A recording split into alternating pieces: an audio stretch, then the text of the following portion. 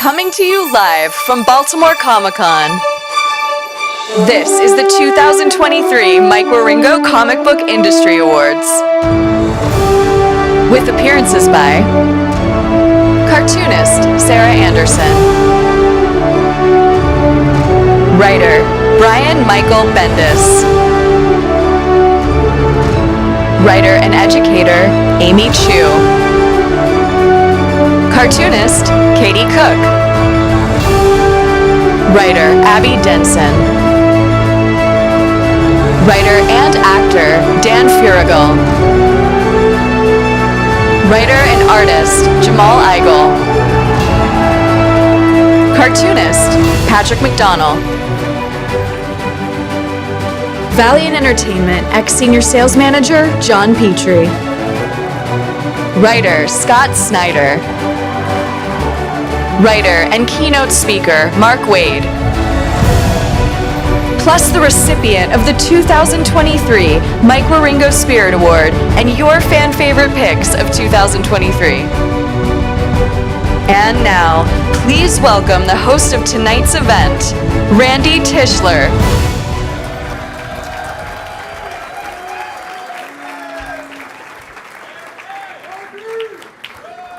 Thank you, and welcome to the, can you believe it, 7th annual Ringo Comic Book Industry Awards. This ceremony is being live streamed, and we will have some nominees and representatives that could not be with us physically participating virtually. This year, in the creator nomination categories, the most nominations per category was 7 for Best Cartoonist in the title categories. The most was 8 for both Best Kids Comic or Graphic Novel, and Best Humor Comic. There were 38 creators recognized in 57 comics, web comics, and graphic novels across 40 publishers with creators and creative teams from across the US, Europe, Africa, Asia, and Australia. Those are pretty small numbers against the rest of the comics publishing landscape, from the big two and book publishers to the smaller press, indie, and self-publishers, not to mention webcomics. We continue to see titles from crowdfunders, a whole new avenue to get your words and pictures in front of fans, and a whole new way to convert non-fans. If you, as an individual, are in this list, if your work is represented on this or any year's ballot, consider yourself seen. Just obtaining the recognition of being a nominee is no small feat. If you're a nominee, please stand up and be recognized now.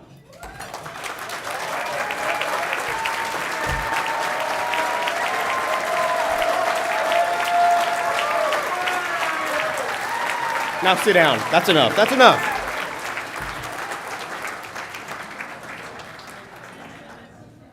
Thank you to the publishers, creators, and fans who took part in the nominations process, posting, printing, tweeting, Xing, and rallying your fans and peers to submit a ballot. Thank you to everyone as well for promoting the final ballot and for voting in it if you were eligible. Thank you to people not eligible for thinking you might influence the final outcome. You're so cute. But yes, fantastic participation all around, and I look forward to the winners receiving their awards shortly. As always, I need to pause to recognize everyone who made this evening what it is. Thank you to Joe Carabeo and Astray Productions for the introductory video. Staff members John Gallagher for the program and presentation. Steve Conley for graphics and website administration. Josh Gold for the physical awards. David Jeffrey for sponsorship and the banquet you're enjoying tonight. Matt Merritt for the nominations polling and live tweeting. Mark Nathan, our fearless leader. And Bruce Guthrie and John Maluski, our photogs. If you've been here before and you leave the stage to my right, shame on you. Bruce, wave hello, Bruce.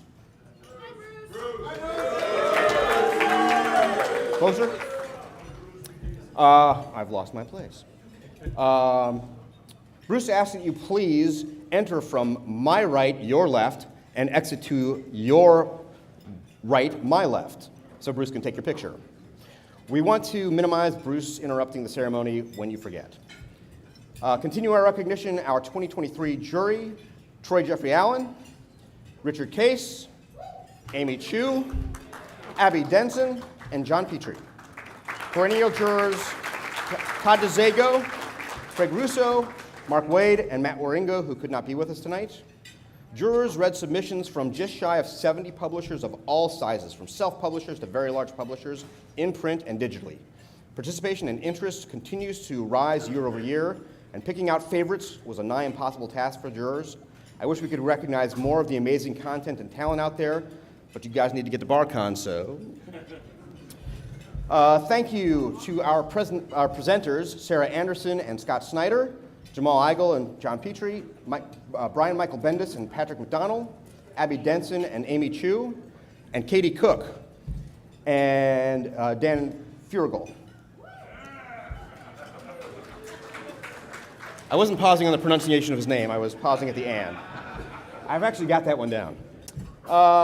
This evening wouldn't be the same without our sponsors, Baltimore Comic-Con and Cards, Comics, and Collectibles, as well as A Wave Blue World, Big Lick Comic-Con, Boom Studios, Comics Wellspring, Gem City Comic-Con, Jeppy Family Entertainment, Hakes Auctions, Hard Rock Cafe, Image Comics, Mad Cave Studios, Modern Fanatic, Oni Press, Prana Direct Market Solutions, and Rocket Ship Entertainment, as well as our gift bag sponsors, A Wave Blue World, Abrams Books, Aftershock Comics, Ahoy Comics, AWA Studios, Bad Egg Publishing, Boom Studios, Comics to Movies, Dark Horse Comics, Diamond Select Toys, Image Comics, Mad Cave Studios, Oni Press, Rocket Ship Entertainment, Scholastic Graphics, Source Point Press, and Webtoons Unscrolled. That's a lot of swag I'm looking forward to reading. Okay, on with the show and our keynote speech. We open the show with an industry titan, perennial juror, and our pal, Mark Wade.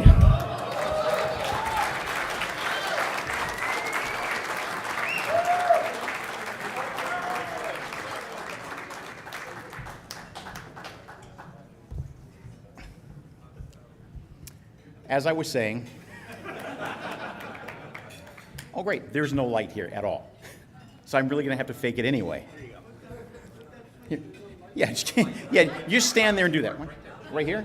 Awesome. It doesn't work. I already tried because I couldn't read mine either. Yeah, just stand there, that's good. I get more screen time tonight. Look at y'all ghouls waiting for Icarus to fly into the sun. I know. There we go. I'll hold it. I got it. I'm good. Trust me with your phone? Yeah. So when I was asked to deliver the keynote speech for this night's ceremony for a second time by a very, very brave Mark Nathan, I admit I flailed around for a couple of weeks. I was concentrating really hard on what I wanted to say and what I want to say, and then I realized what I needed to be thinking about was what people would want to hear. I think I landed on something. You'll let me know. In the first Superman movie, there's a line of dialogue from Perry White, this grizzled old journalist who's grousing about his newspaper career, and he says, "I've been in this business 30 years, man and boy." When I was 16, 30 years sounded like an eternity. It's not. It's really not. Next year, I'll have been in comics for 40 years. Hold for applause. Thank you. Really? That's the best you can do? That's okay. Thank you. And because my odometer just keeps rolling over, there's this question that I'm asked more and more often. And it's not from fans. Their question is always, how do you break into comics? And that's a whole nother speech. I'm asked by creators younger than me who just broke in and are willing to work for criminal wages. Gee, Mr. Wade, you started before I was born. How do you stay in comics? This is the advice I give. How do you stay in comics? Well, first, be willing to work for criminal wages. That's one. But seriously, first, don't limit your knowledge to any one craft. Comics is a collaborative medium, and it behooves you to know as much as you can about every aspect of this business. Find your lane, that's fine, but it's a big highway and everybody's moving in the same direction, so it's okay to check out, where everybody else is going. That's fine. Like an example, when I was an editor at DC, I really had no aspirations of being a writer. I was an editor and I was happy being an editor there, but I was working primarily on their anthology books, so I got a lot of scripts across my desk. I got scripts every day from Keith Giffen and Grant Morrison and John Ostrander and Denny O'Neil and Bill Loebs, all the great writers working at the time. And I learned more about writing from reading those scripts in 2 years than I could have in 10 years on my own. I leveled up by intentionally broadening my horizons. Along those same lines, I have since made a point of trying my hand at absolutely everything. I've drawn a couple of small things, nothing to speak of, but still, I've done a little inking. I've learned enough about Photoshop and Illustrator to at least know how to letter and color stuff, not professionally, but that's not the point. The point was to learn enough to learn enough to see a bigger picture and to understand what it is I, as a writer, am asking of my collaborators. I even owned a comic shop for a couple of years because I wanted to get a look into that end of the business. I'm not going to recommend you own a comic shop because it is much easier and more direct to soak that money in gasoline and set it on fire. But I do recommend widening your horizons. I do recommend at least trying your hand at every aspect of creating comics because it will make you a better collaborator. If you've not written, hit the keyboard. If you've not drawn, Clip Studio and Procreate, cheap apps, and they've got a million online tutorials for you to monkey around with. Or old school, just grab a pencil. But my point is, step outside your comfort zone and learn, and from that learning, you will find inspiration. Ask for advice. As humans, we're all going to be more generous or less generous with our time, depending upon what's being thrown at us at the moment. But there's not a pro in this room who wouldn't be willing to take a few minutes to talk to somebody younger who really wants to learn. I mean, not me. Leave me out of this, because once I'm done talking, that well is dry tonight. Ask Walt.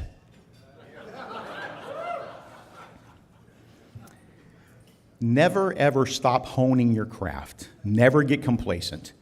Good enough is not good enough because thanks to digital platforms, thousands and thousands of comics are easily available every day to our readers. Now, so that means on every Wednesday, you're not just competing with the books that came out that day, you're competing with everything that Jim Lee or Frank Miller or Alan Moore ever did.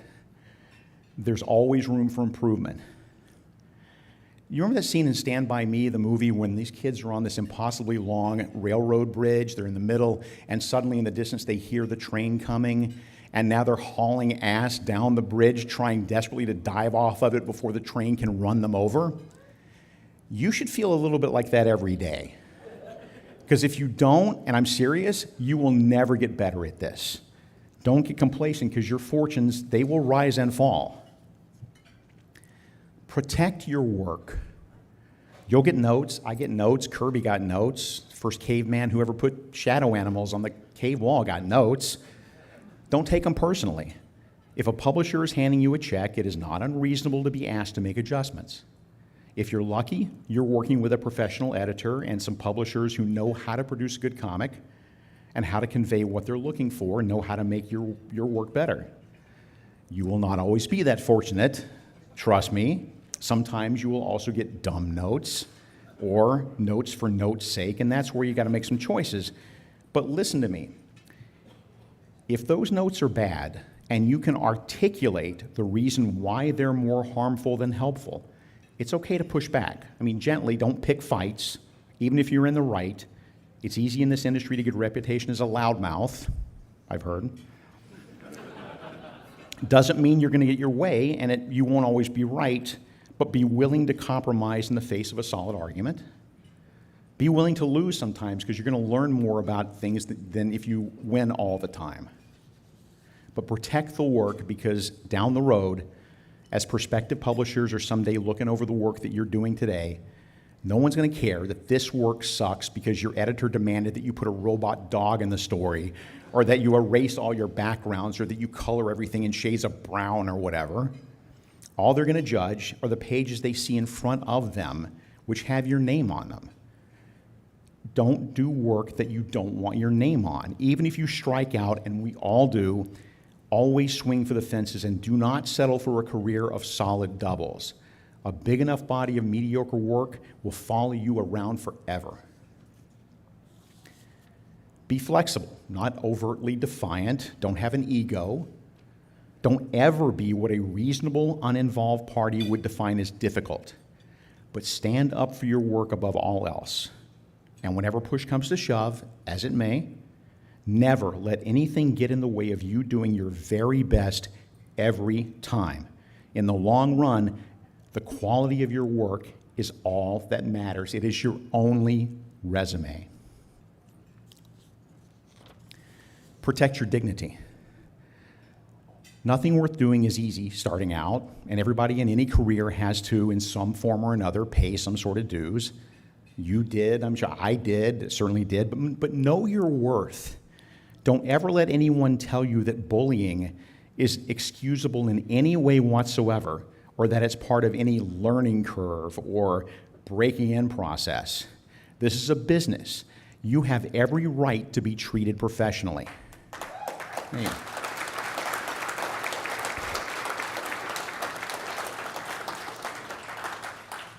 However, not everyone who is cutting checks is a professional and knows this.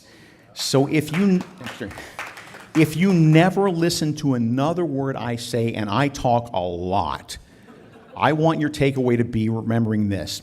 We teach people how to treat us.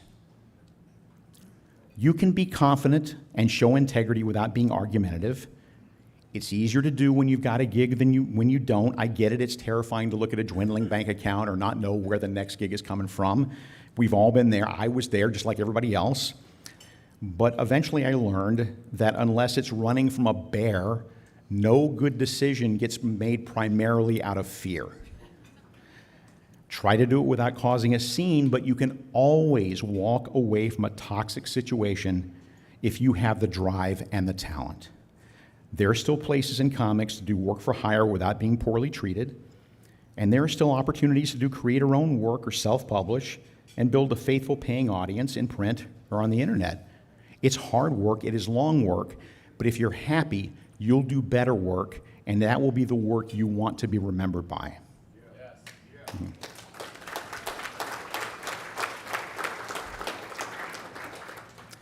Hit your deadlines. Move heaven and earth not to let the next collaborator in the chain go without work.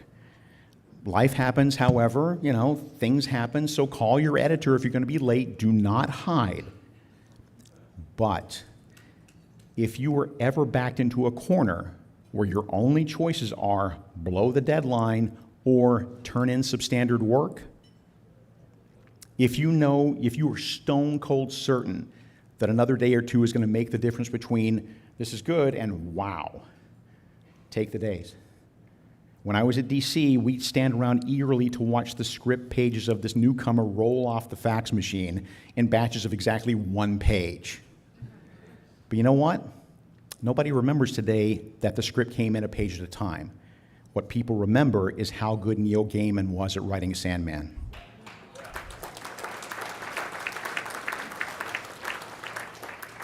Finally, please have fun.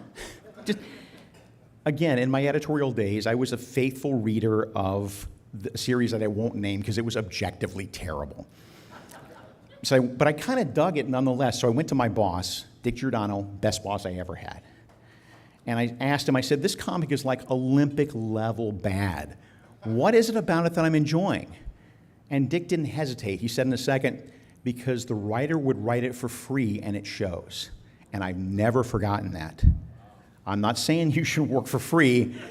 The point is, if you're bored at the keyboard or at the drawing table or at the computer, if you're uninspired, it'll come through in the work, I promise you. Readers can tell that. On the other hand, if you're excited about your work, if that excitement's just bursting off the page, that is the surefire way to keep a reader reading, and that is a win-win. And if you want an example of that principle in action, that brings us to the here and now in this room tonight. We come here every year to honor a man who had a career not just because he was a stellar artist, but because he took immense joy in his craft and his work shone because of it. Michael Ringo, my friend and collaborator, loved comics. New ones, old ones, Even after he was comic book famous, he'd still go up and down Artist Alley and pick up self-published stuff, sometimes just for support, sometimes it just caught his eye, but I mean, he loved comics. The strongest memories I have of Mike are when I would turn in a script, and then I would call him and apologize because I've asked him for either like a packed baseball stadium or, you know, a giant library that stretches into infinity, or Panel 1, a massive alien army armed with ray guns storms over the hill on horses. And I would apologize, and Mike did the same thing every time. He laughed, and he said, "I've never drawn that before. I enjoyed it." Man, if you're a comic book artist and you're excited to draw a bicycle parked next to a Ferris wheel, you love comics. And see, that's what these awards this night have uniquely. They're different than the Eisners and the Harveys. I mean, not in length, they're all 6 hours long.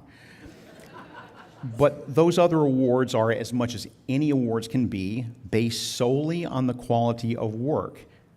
And the Ringos recognize talent, absolutely, but having Mike's name on them, to me, is an additional reminder that a big part of creating the kinds of comics that win these awards, great comics, great art of any kind, is to stay connected to the joy in it. The joy Mike had as much as anybody I have ever met. Even when the gig is uncomfortably hard, there is still an undeniable energy to that joy, and every year, this ceremony is our chance to share it with one another. So I ask you to bear that in mind tonight as we round hour 7, that this is a privilege. I know the bar awaits, but come on. I'm sure across town somewhere there's a bunch of elevator technicians who are having a convention, and whatever's going on, I sincerely doubt they're there sharing their passion. We're lucky we get to do that. I mean, we just walked off a floor where thousands of people are energized just by sharing their love for something. Let the Ringo Awards keep being where that happens for us, because to me, that is the real legacy that Mike left, and it's in everything that happens here tonight. Thank you.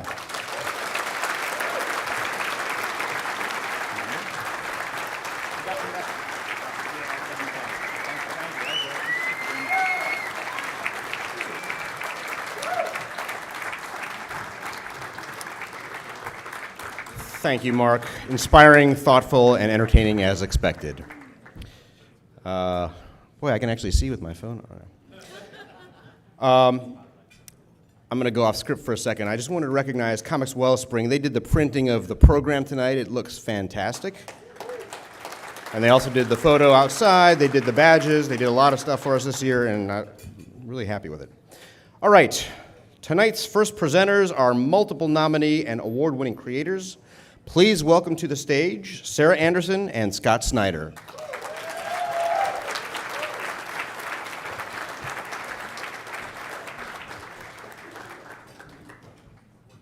It is hard to see. Oh my God. Hi, everyone. In the past, I've had the great honor of being a nominee and even a recipient of the Ringo Awards. However, due to COVID, I've never been able to attend the ceremony.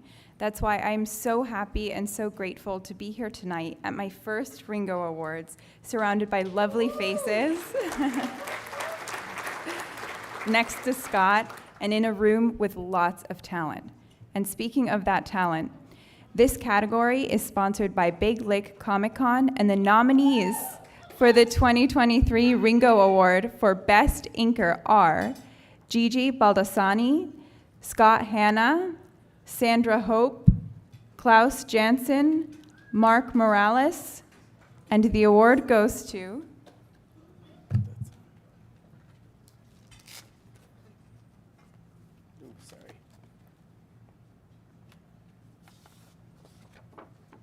Klaus Jansen. Is Klaus here? Klaus!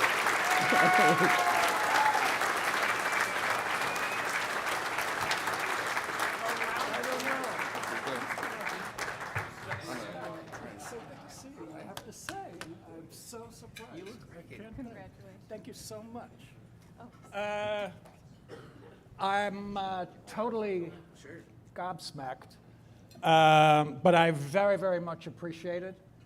I do want to say that one of the most important things about my career has been to be a member of this community. I'm so grateful, I'm so appreciative, and I thank all of you in this room. I thank everyone that was kind enough to vote for me, and I tell you with all my heart that I don't take it for granted. And being a part of this creative community means everything to me. And I thank you very, very, very much.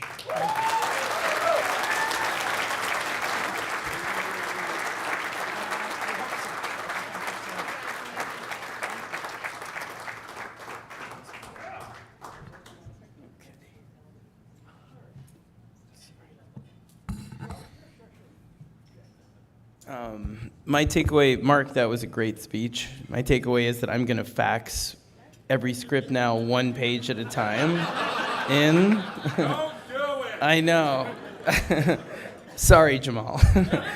My Neil Gaiman story was one of my first years in comics when I first got on Batman. Vertigo brought me out to a dinner, and I got sat next to Neil, and I was like completely out of my mind, terrified.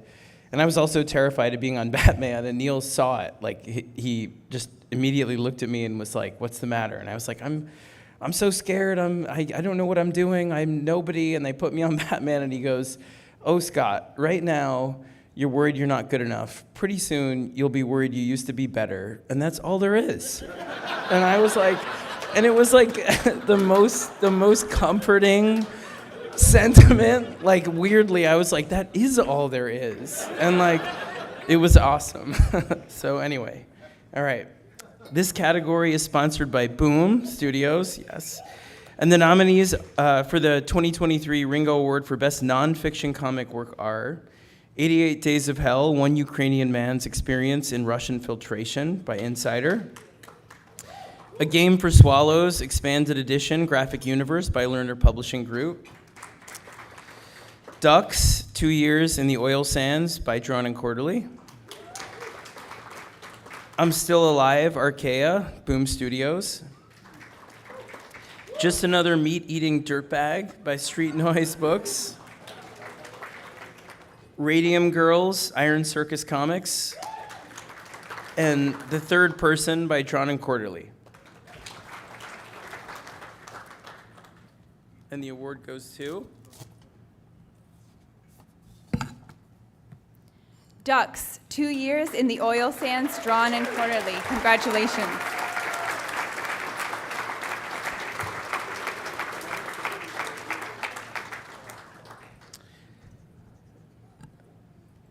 We'll accept the award on Kate's behalf, right? Is that good? Okay.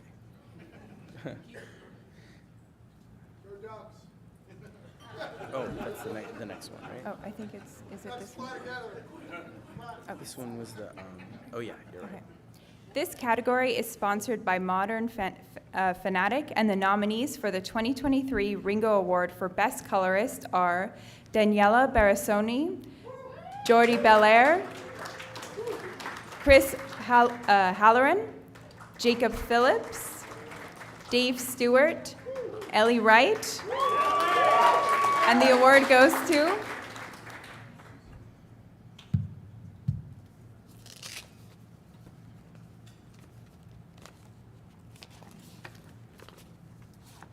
Jordi Belair.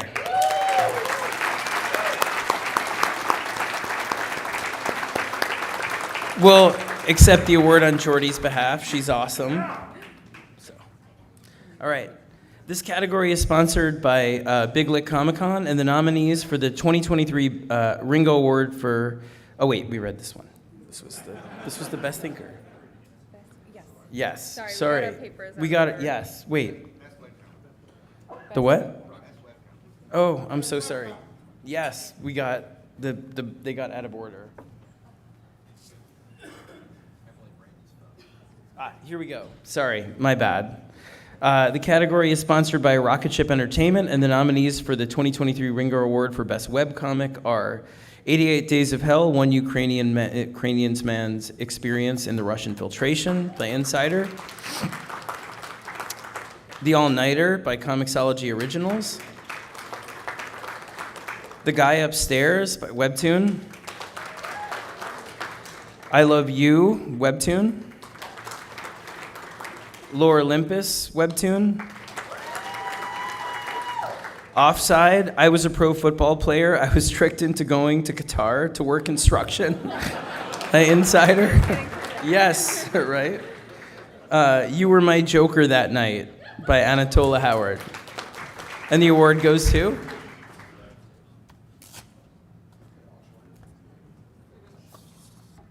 Lore Olympus, Webtoon.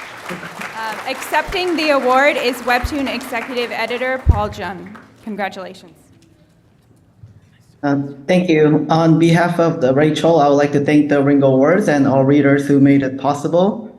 And as someone who has worked with Rachel, I couldn't be happier to see their hard work be rewarded with this great honor. So thank you.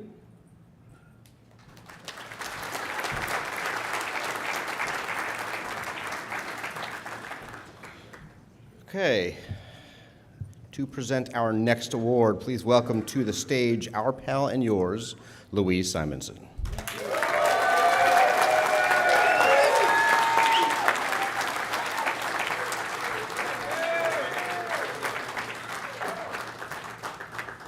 Okay. So the recipient of the Hero Initiative Lifetime Achievement Award really needs no introduction. Everybody knows Chris Claremont. Yay.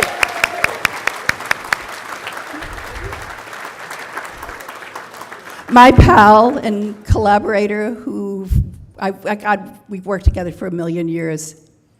And it gives me a huge thrill to give Chris this fabulous award. Come on up, Chris.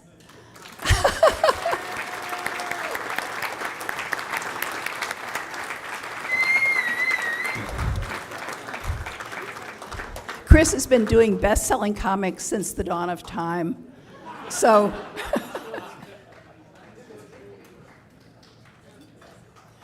so here's the essence of lifetime achievement.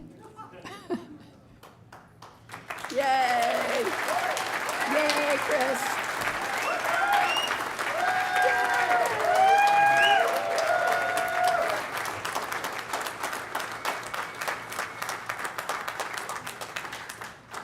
Oh, for goodness sakes. Unlike my reputation, I almost don't know what to say. But I'll start. Which is terrifying to think that when I say I'll start, it was 1969, which seems a very long time ago in a galaxy far away, in an industry we thought was dying. It's sort of like Len didn't so much mind giving up the X-Men because it was a bi-monthly book and it was Dave and me and, we'd be lucky if we lasted, I don't know, to 1977, much less 1980, but what the heck. Who knew? The creepiest thing of all is looking back over my career, I have had the ridiculous good fortune of working with some of the most gifted, brilliant, talented people in this industry, many of whom are at the convention here. And it's not just the artists, it's the colorists such as Glynis and letterers such as Tom Orzechowski. You never know who you're going to find. You never know what is going to jump out of the weeds when you think, oh my God, I've got a story due in 30 days. But as Archie Goodwin used to say, you're allowed to fuck up. Just bear in mind you've got 30 days to fix it. Or as Stan used to say, there are 3 things I ask of you. turn the book in on time, do good work, and don't be a pain in my ass. Because I'm trying too hard to save the company. Any 2 out of 3 will keep you going. I love all 3, and you're on your own. And I look at the people who are here. I look at the more gifted people who are running around in the hall, and I think, gosh, I want to see what's coming next. Because for me, it's never, ever been about what I've done. It's about what's the next story. Because when kids ask me, what story do you love? The answer, I hope, is the same answer that every creator gives, the one I haven't done yet. That's what this is all about. Not where you are, not where you've been, but where you want and need to go. And I hope everybody takes that to heart, because if you do, I'm pretty sure if you're lucky, you'll get one of these too. And damn it, you all deserve one. Thank you so very, very much.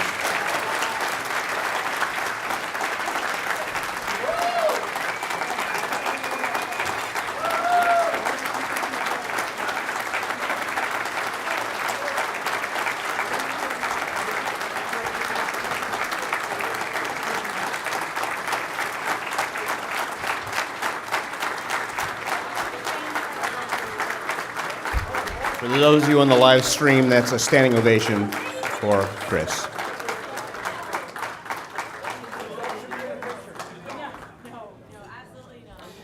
Thank you, Louise, and congratulations, Chris. As a recovering Marvel zombie, no small part of my being here tonight is your collective fault.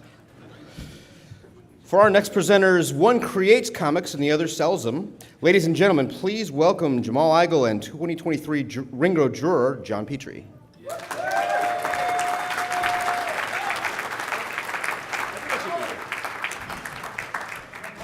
Hi, everybody.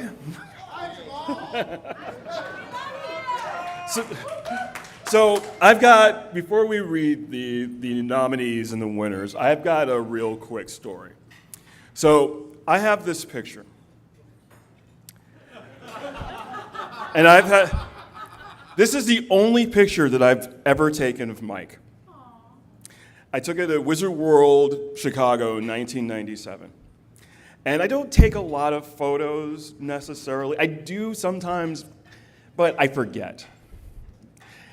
But I always look at this picture, and I always remember Mike, because the first time I ever saw Mike's work was in an issue of Justice League Quarterly.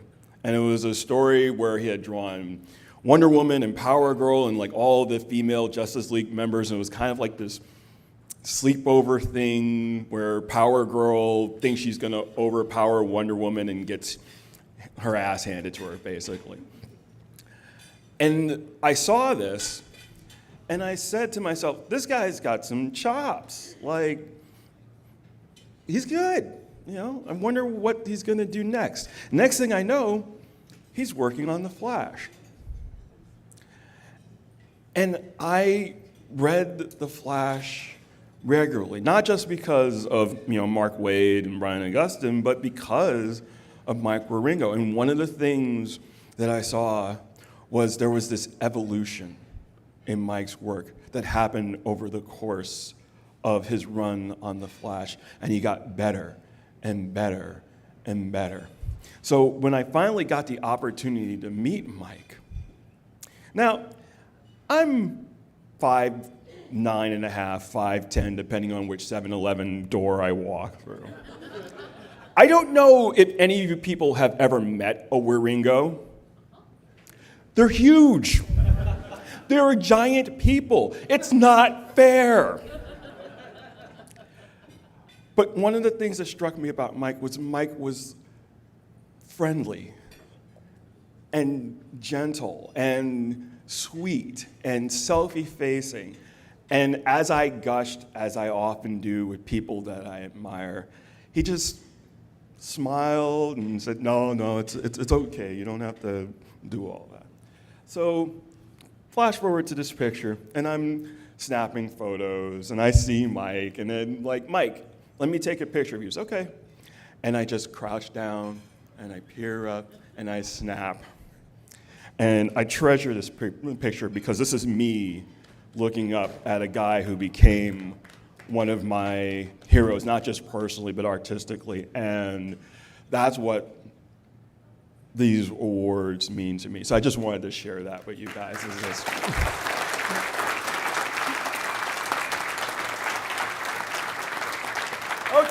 Okay, now on to the serious business. So, this category is presented by Modern Fanatic, and the nominees for the 2023 Ringo Award for Best Kids Comic or Graphic Novel are The Aquanaut, Scholastic Graphics; Frizzy, First Second Books; The Ghoul Agency, Action Lab Entertainment; Jonna and the Unpossible Monsters, Oni Press; Kaya, Image Comics; Pause, Gabby Gets It Together, Razor Bill Books, Penguin Random House; Punk Taco 2, Adam Molenta Entertainment; and Tin Man, Abrams Comic Arts. and the award goes to Juna and the Impossible Monsters, Oni Press. Accepting the award is Oni Press President Hunter Gorison.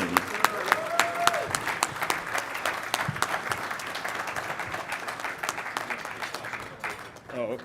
No. Oh. Well, I put it underneath. Yeah. There you go. Oh, wow, incredible. Yes. Wow, incredible. On behalf of Chris and Laura, two incredibly wonderful and talented people, they provided the following comment, which is, they wrote it in the third person, which I think counts as dramatic license. Chris and Laura want to let you all know how absolutely thrilled and honored they are to receive this award. Thanks so much to everyone that voted for us, and especially to everyone that read and supported the book. Thank you. Appreciate it.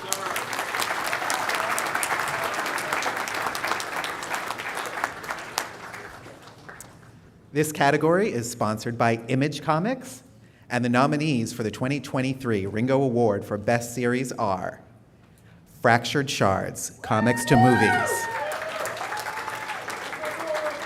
Parker Girls, Abstract Studios; Saga, Image Comics; Season of the Bruja, Oni Press; Something is Killing the Children, Boom Studios. And the award goes to Something is Killing the Children, Boom Studios. Accepting the award is Boom Studios President Philip Sablik.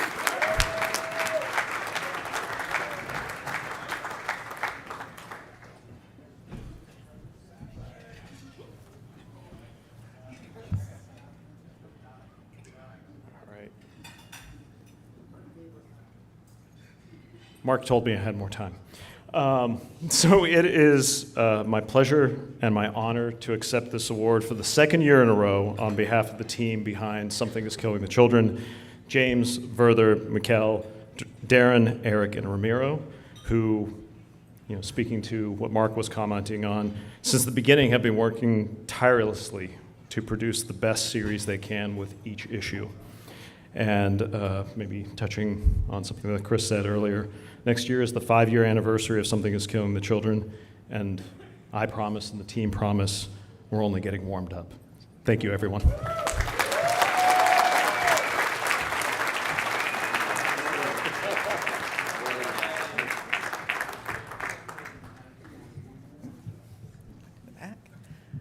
This category is sponsored by Modern Fanatic, and the nominees for the 2023 Ringo Award for Best Writer are Ed Brubaker, Anthony Del Cal, Drew Edwards, Scott Snyder, Brian K. Vaughn. And the award goes to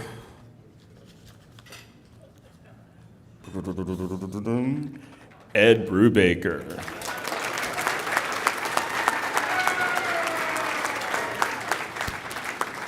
Oh, wait. Can you hear me now? I just want to thank everybody for this. I was not expecting to get this tonight. I want to make sure I thank my artists, Sean and Jacob, who draw all of our books, and Marcos Martin, who draws Friday, and thank everybody out here for voting for me. It's amazing to me to be winning an award at this stage in my career, and to win a Ringo. I knew Mike just a little bit, but really loved him, and never got to work with him. So this is a real honor. Thanks a lot.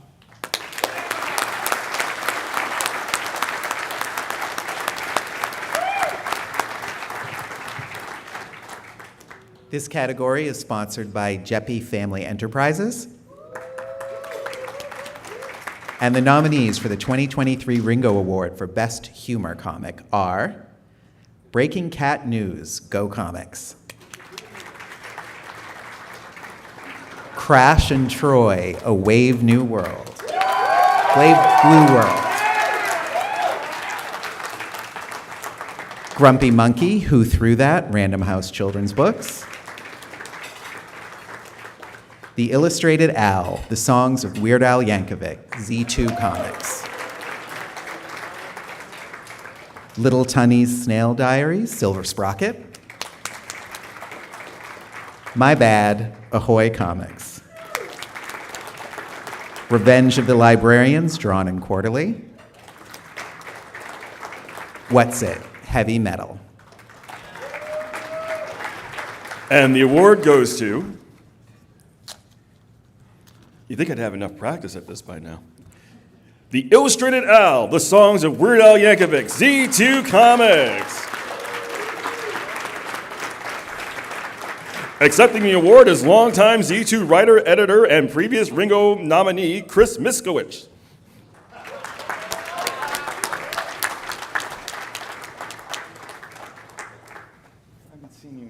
Hi, everybody. I had nothing to do with this book.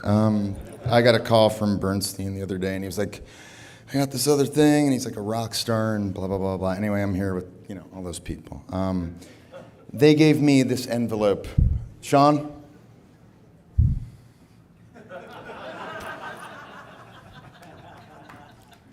A moment, please. Thank you. It's Weird Al. He's a rock star. We figured make a moment of it. Thank you, Sean. Sean Von Gorman of Comics, everyone. Let's see. Do something really funny. Yeah? Say it's a pleasure to be here, and thank you very much to the Nathans for throwing the best con in the U.S.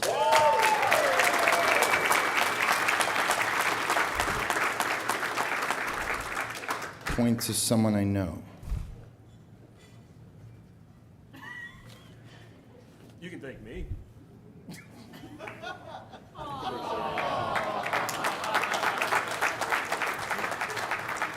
Take the 5 blank pages and put them down. Go to your phone and then say for real.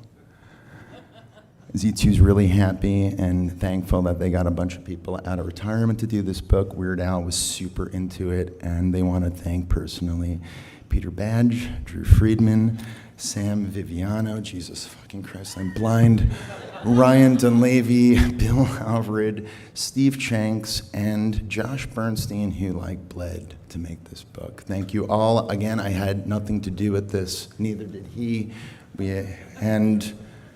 To stop it.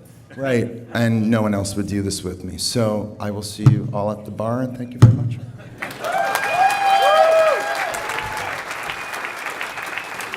And to quote the immortal Al Yankovic, eat it. Good night, everybody.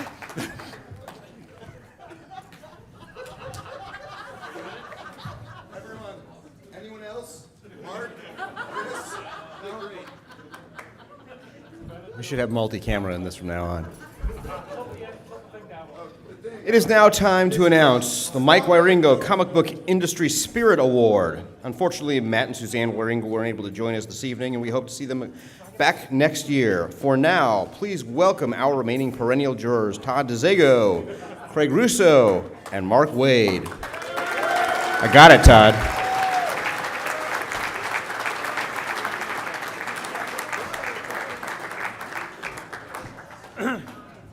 I'm going to just say.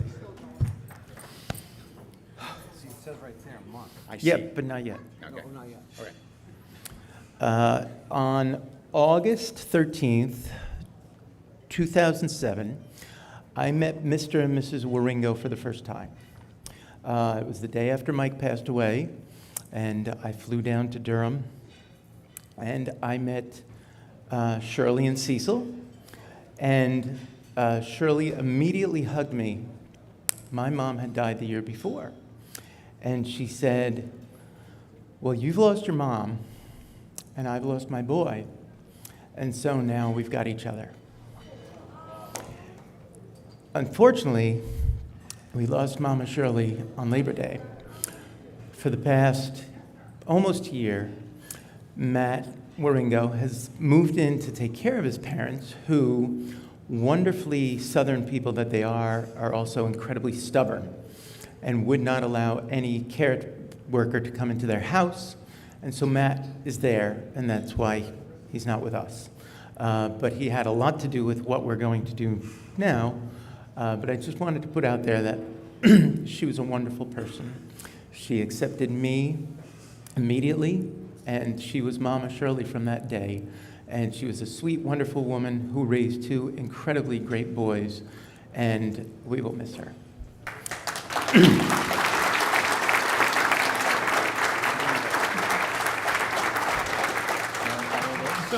You want me to say Go ahead.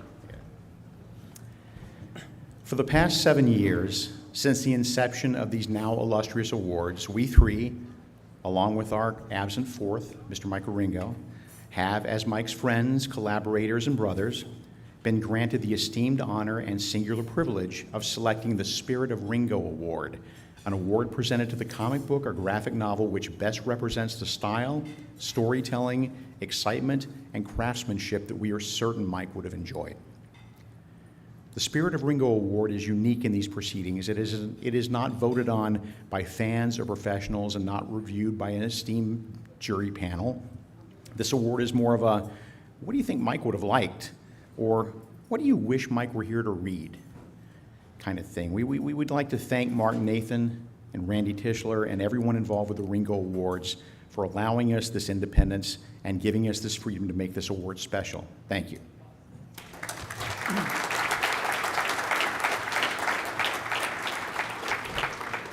Our job each year in selecting a comic that Mike would have liked is a hard one because, quite frankly, Mike loved it all. He found joy in every genre: superheroes, horror, science fiction, manga, fantasy, crime, autobiographical, and humor, especially humor. Mike loved funny. He loved to laugh and to laugh with his friends. People who knew Mike remember that laugh. He would, like many of us, quote lines from movies and reenact bits from TV shows, and he shared this with his friends. It was our second language. Humor, to us, was a huge part of who Mike was, and with that in mind, in the past, we've tried to inject some humor into our annual presentation of the Spirit of Ringo Award.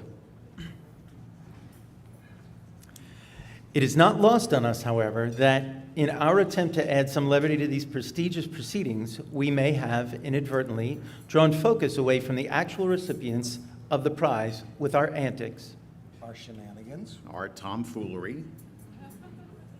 This was, of course, never our intention.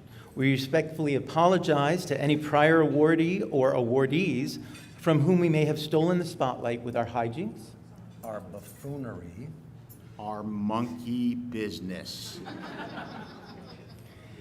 It is our plan, then, moving forward, not to overshadow in any way the writers and artists we hope to commemorate with this award in the future, and to refrain from any distracting from the solemnity of this prize with any unnecessary nonsense. And now, on to this year's recipient of the Spirit of Ringo Award. In Galen's Path by Vittorio Messendo and Marguerite Wassini, we are introduced to Paula D'Intro, a teenage girl who bucks the old cliche of the fuck you. Fuck you. This is just cruel. Who loves comics. She's popular and loves comics. Yay, we do. However, we feel that we are treading in much too familiar territory, however, when Paula begins to lose touch with reality, believing that the world in her favorite comic is real, believing also that the world is reaching out to her and sending her clues on how to find her way in. And while the initial premise of this story does sound like something we have all seen before, what happens next is a series of unexpected surprises that will make any reader wish that Galen's Path was real too. It is a celebration of fiction, a celebration of fantasy, and a celebration of each of us and the power to believe that anything is possible. It is a delightful journey of magic, music, and misdirection that, I can guarantee, you will not believe what comes next. Is Galen's Path real or just a dream? Yeah. You done? I'm done. Because Galen's Path is not real. Not really. I mean, there's no Galen's Path. There's no Vittorio or Marguerite. We made it all up and made Mark read that to you. But I'm sorry. It's a lie. Thank you. So why don't you sit down? Because this year, we're sorry to inform you, the Spirit of Ringo Award is going to be World's Finest.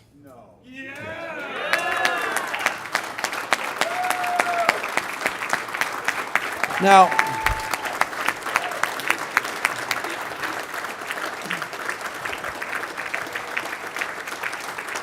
okay. So, some of you may balk at the audacity of giving this award to one of our own. Believe me, Matt, Todd, and I ran around this thing around and around and around. But when Mark's World's Finest debuted, we were all on board, loving the exciting new incarnation of one of our greatest team-ups ever. It was definitely on our radar, but inherently off the table since Mark was one of us and then ineligible for nomination, right? I mean, were there rules to the Spirit of Ringo Award? Yeah, sure. You don't have that one. But the book kept getting better and better. We had several contenders in consideration, but no matter how our deliberations went, the end of every conversation focused on World's Finest and how Mike would have absolutely loved that book. Matt went on to say that, quote, Mike would have thumb wrestled Dan Mora for that gig. End quote. I said Mike would have broken Dan's thumbs for that job. In the end, we decided that to be true to the Spirit of Ringo, World's Finest needed to be this year's pick. We cut Mark out of all discussions, hoping that he would be too distracted writing his keynote speech to notice, and here we are. In World's Finest, Dan Mora immediately makes himself known, instantly staking his ground and putting the reader on notice that his intentions are good. But don't look away. With a visual storytelling that is both accessible and beautiful, he lays out a world that's easier for a reader to fall into and navigate. His scenery is detailed and vibrant, practical and alive, assisted, of course, by the colors of Tamara Bonvillain. He knows how to tell a story. But it's his figure work, his ability to somehow reinvent and revitalize these characters who have been around for decades, that makes this World's Finest team look new again. They look young, but refreshingly innocent and eager. He lets us know right out of the gate that we are seeing these long-loved familiar friends for the first time. And not just Batman and Superman. Dan gave each of the legendary cast their own subtle look, their own style. Robin, Poison Ivy, Green Lantern, Felix Faust, the Teen Titans. He knows these characters. He knows their unique body language. He knows their distinct facial expressions. He knows their personalities well. And in many instances, an entire conversation between Supes and Batman can be conveyed with a single glance. Mark wrote it, but Dan drew it. In World's Finest, Mark Waid reintroduces us to the two most popular fictional characters on the planet, to us and to each other. With a handful of highly recognizable and highly diabolical villains attempting their most dastardly schemes as his backdrop, Mark takes his time to present these two vastly different heroes, not as the intrinsic, I had a couple drinks. Not as the intrinsic opposites they have been portrayed as in recent past, but as two men who, though from very different backgrounds, almost instantly recognize in the other a kindred spirit, a person dedicated to helping others and working towards a better world. While this is a series packed with the action and adventure that Mark has become known for in his 3+ decades in the business, the actual story is subtext, as Mark shows us a Superman and a Batman, still both relatively new to the game, meeting during an urgent incident, naturally, regarding each other with mutual admiration and respect. Skipping through time, Mark shows us the evolution of their relationship, the building of trust, the dedication to friendship, the understanding of compromise. They work together well, they anticipate and act in unison. They are BFFs. They are the world's finest friends. And Robin's not jealous. I just want to point that out. Though still a teenager and probably uber sensitive to shifts in familial dynamics, he is mature enough to understand that it is quite possible to have more than one friendship and that doesn't detract in any way from your relationship, Devin. And Robin has a pretty cool working relationship with Superman himself. It's all good. Within the first few issues, our world's... I'm going on. Well, this is more about Mark. Within the first few issues, our world's finest team are presented with a new player, a powerful yet somewhat fragile young man whose origins resonate as being strangely similar to those of our two heroes. As Clark and Bruce both identify and sympathize with the boy, they take him under their respective wings, taking on the roles of Erstat's parents. And it is there that through their mentoring of this traumatized boy Thunder, Mark deftly explores the ways in which each of these legends, whose origin stories we as readers know all too well, dealt with and embraced those traumas to reinvent themselves as proactive, benevolent, beneficial people. What Mark and Dan have given us is a positive, brightly lit, I'm getting there, human tale of friendship and commitment wrapped up in a thrilling, calculated roller coaster ride of an adventure that fills the reader with joy and hope, two commodities we certainly need more of these days. We enthusiastically present this year's Spirit of Ringo Award to World's Finest, to Mark Waid and Dan Mora and the team behind the team for a comic book experience Mike would have absolutely loved. Our one hope in all of this was to surprise Mark with this award. It was Matt's idea, and we and he are very sad he can't be here with us. Matt also worried that since Mark would be blindsided by all of this, he'd be put on the spot to give an acceptance speech. So, I have some suggestions. Oh, you got it. I got it. That is really swell. Thank you. For those of you who have not read World's Finest, you don't have to now. Did it? But I was completely blindsided. Now I understand why you're not returning my calls and texts. And I, like you said, I mean, Dan Moore is carrying the water. Man, I'm along for the ride. Paul Kaminsky, my editor, lets me do whatever I want to do. And Tamara Bonvillain does the coloring. She's amazing. I've got a great team around me. And because, credit is not a finite resource. Everyone deserves credit on this book, and they are great. I'm just the guy who puts the words in the mouth. That's it. Thank you.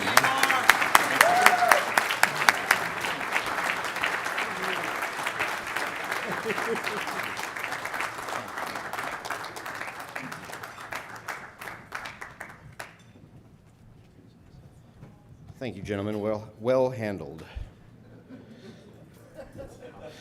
Our next two presenters represent amazing work in numerous areas of the industry and are both, among other things, working for Abrams these days. Please give a round of applause to writer extraordinaire Brian Michael Bendis and multi-award-winning Mutts creator Patrick McDonald.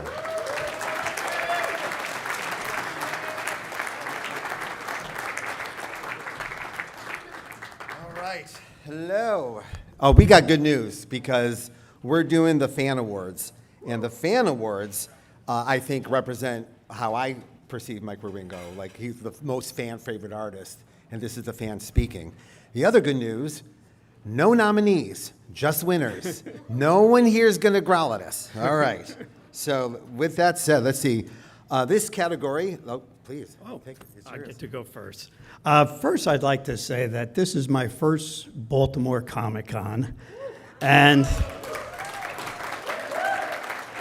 I've noticed something very unique, that this is actually a Comic-Con that features comics, and I'm very happy to be here. Okay. Yeah. So this category is sponsored by Rocket Ship Entertainment, and the award for fan favorite hero goes to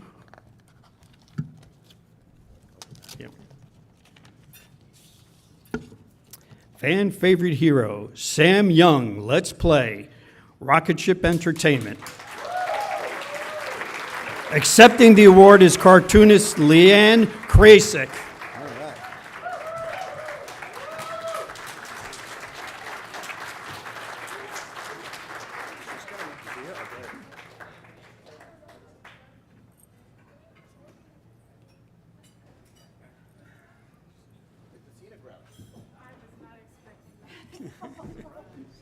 Congratulations.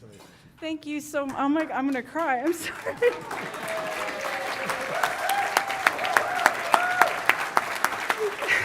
you. I'm sorry. I take after my father. I can't help it. No, thank you so much. Thanks to all the fans for voting for Sam. And I'm so happy to hear that she's really relatable. Thank you, guys.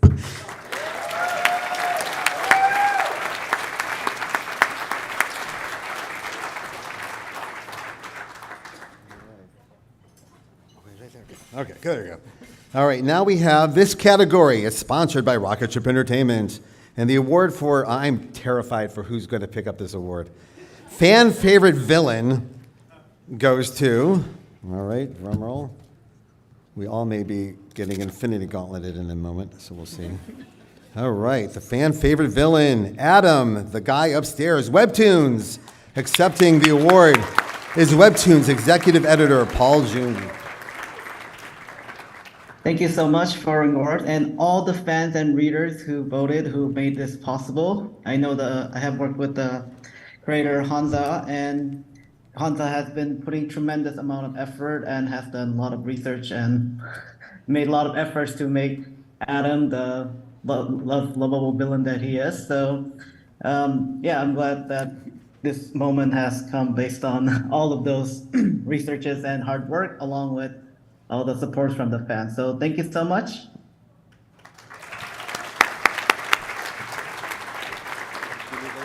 I'm fine. This category is sponsored by Rocket Ship Entertainment, and the award for fan favorite new series goes to fan favorite new series Nevermore, Webtoon. And accepting the award is Neverwhere creators Kat Flynn and Kit Trace.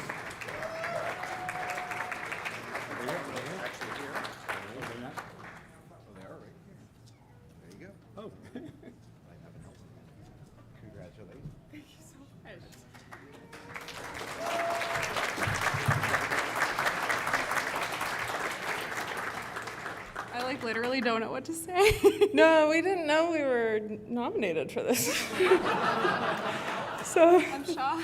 Yeah, thank you so much. Thank you. I mean, I'm just like, you're all amazing. I don't know what to say. Thank you. That's right. Great.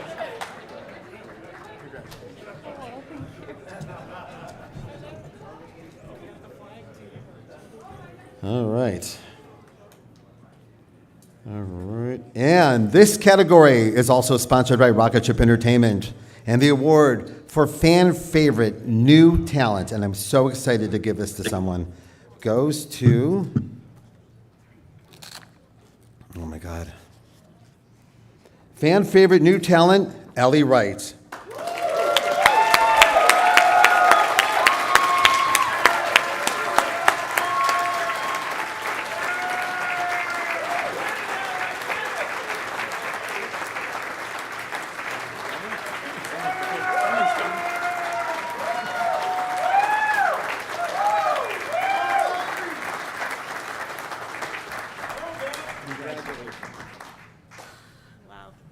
I didn't even know this was an award.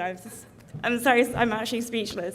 Thank you so much for everyone who voted for me, and yeah, I guess I just want to thank everyone in the room as well. Just that being here is really inspirational, and sorry, I'm getting a bit emotional. I just want to thank all my family, my wonderful parents, Noel and Sheila. God, I'm sorry. I'm really sorry. My little brother Anthony, who's not so little, but he came across the pond with me, and yeah, my sister Emma, and yeah, and my boyfriend Alan, who actually got me into comics. So thank you so much, everyone. I've got to go before I start crying.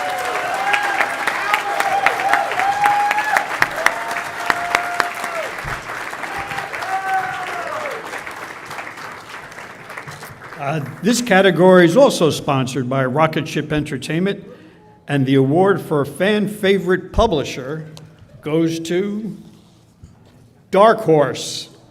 And accepting the award is Dark Horse Vice President of Marketing, Cara O'Neill. Hello, everyone. This is so exciting. Thank you so much to everyone who voted. For everyone who is there in person, I wish I could be there with you, but sounds like you're having a great time, and there's more to come later at BarCon, so enjoy. Ellie, you're fantastic. Congratulations, seriously, to you as well. I think one of the things that I find most meaningful about this award is it's from the fans, and it's very exciting that we're recognized among all of the other amazing comics that are being published right now by so many other great publishers as well. Comics is such a close-knit community.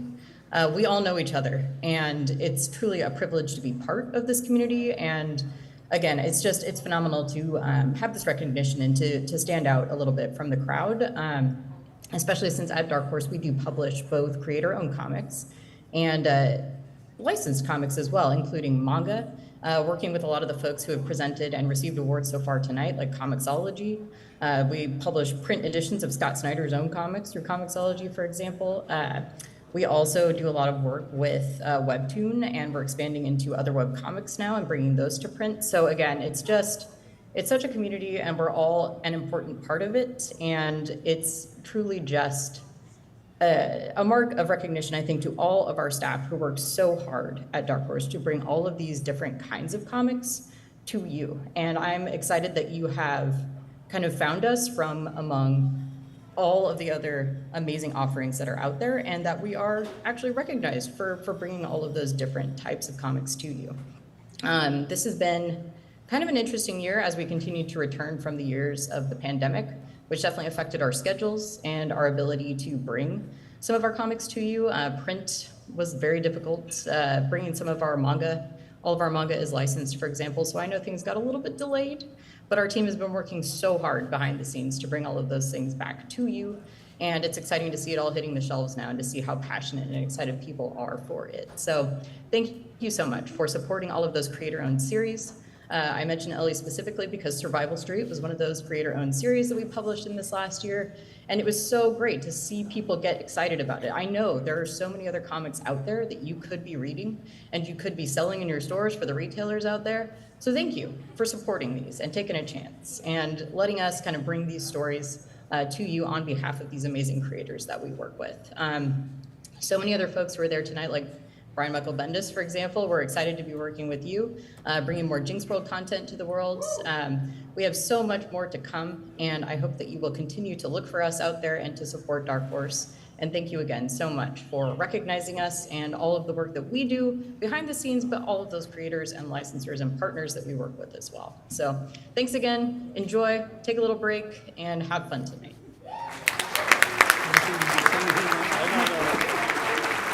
Thank you to the fans, and congratulations, Dark Horse. I know. Thank you, gentlemen. I guess I should take a moment to mention that the fan awards are part of the nomination process. They are chosen at that time, and we know about them the whole year. They're not voted on in the final ballot, so everybody who's receiving them has no idea that they're getting anything tonight. Happy to surprise you.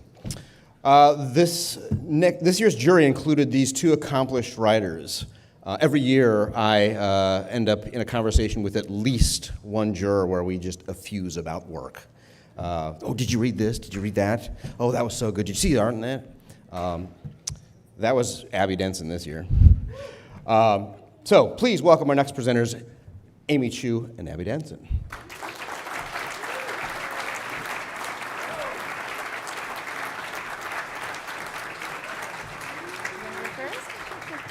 Hi, everybody. I just want to say thank you. This is my first time at Baltimore Comic-Con, and it's my first time being on a jury and presenting an award. And I had a really good time, had very fun conversations. There's so much good work coming out. It's incredible. And also, if you told me 30 years ago I'd be on this stage with people like Chris Claremont, oh my God. Thank you. Well, you may be relieved that we didn't really prepare any speeches. So, but I do want to say that the very first time I met Abby was one of my very first signings at Jim Hanley's, what, about 10 years ago? Probably, yeah. Yeah, about 10 years ago, my very first signings. I would never have imagined that we're both here up on the stage, being judges for one thing, but also presenting these wonderful awards, of which, I just noticed there's a bar in the corner there that we didn't notice over here. But we are just a few presenters away from preventing you from going to that bar. So we're going to make it very expedient here.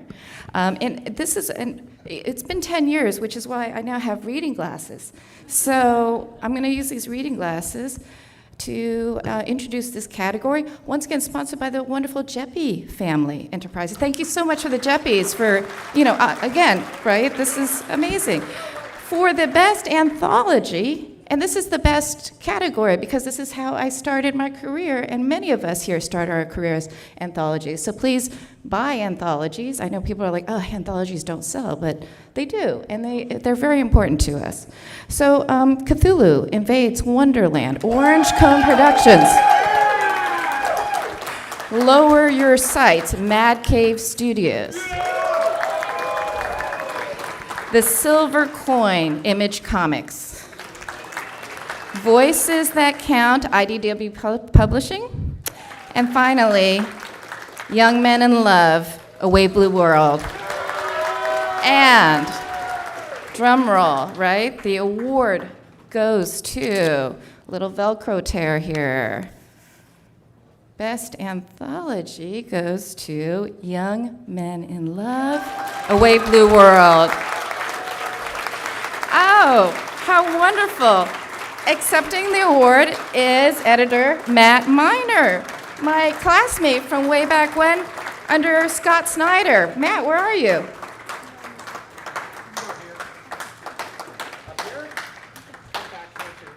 Okay, got this. Where's Tyler? Hey, Amy. Hey. Oh my God.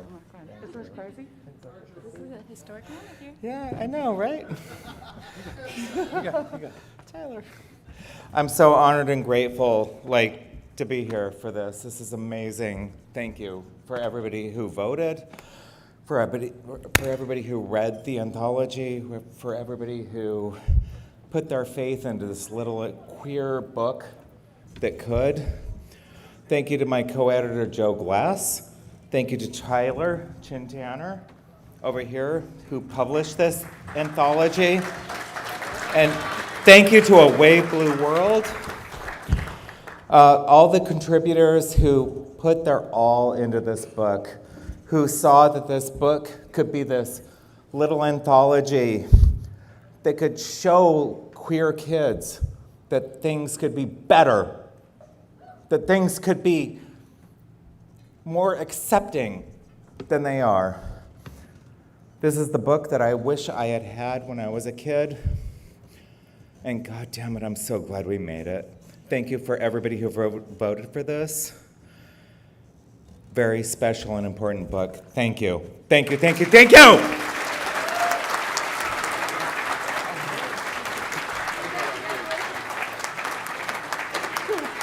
Thank you.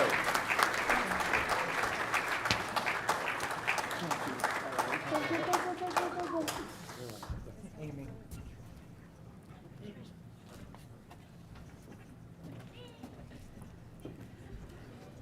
Congratulations. So this category is sponsored by Gem City Comic-Con, and the nominees for the 2023 Ringo Award for Best Cartoonist are Kate Beaton, Wes Craig, Alexis Deacon, Jenny Jinya, Snail Lords, Stan Sakai, Zoe Thorogood, and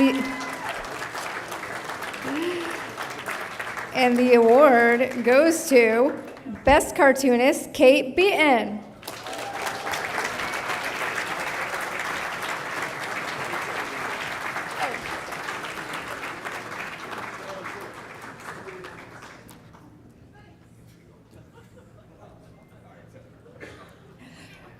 Hello. Hi to the Ringo Awards in Baltimore. I'm talking to you from my house in Nova Scotia. Thank you. Thank you for this. Best original graphic novel. It's been almost a year since my book came out, and I've had a wonderful year. It really means a lot to me as someone who's a self-taught artist, and if you've read the book, then you know that I came through the comics world, I think, in an unexpected way, to be so embraced by the comics community. I took a chance with this book. I wasn't sure if I could do it and if people would be responsive to it. So, to be recognized like this by comics people, that means so much to me. Thank you very much.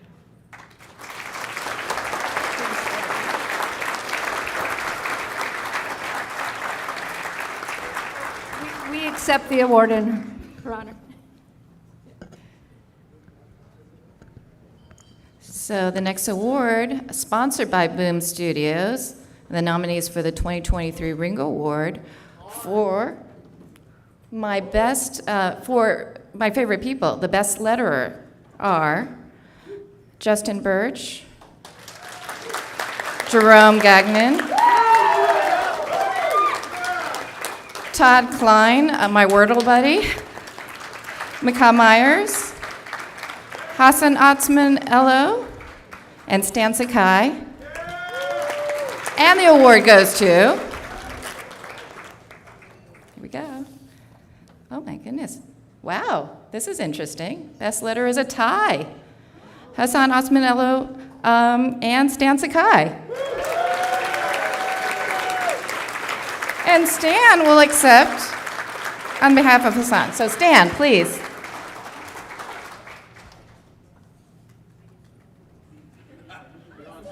You're on, Stan. Yeah, thank you. This is wonderful. Congratulations also to the other nominees for the excellent work, and it's a pleasure to share this award.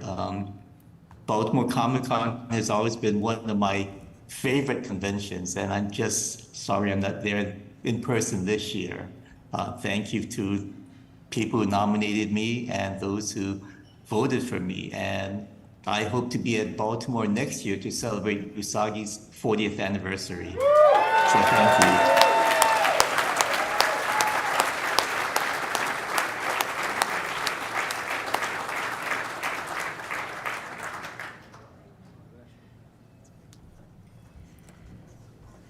Hello.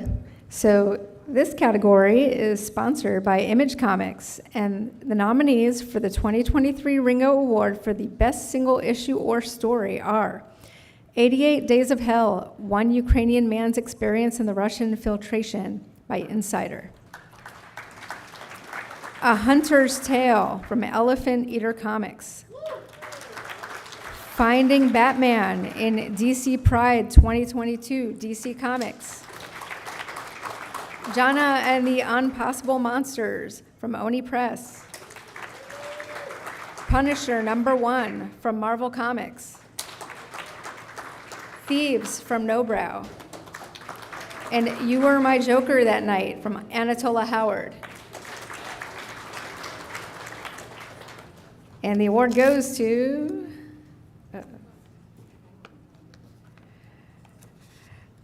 Jana and the Unpossible Monsters from Oni Press. Accepting the award is Oni Press President Hunter Goranson.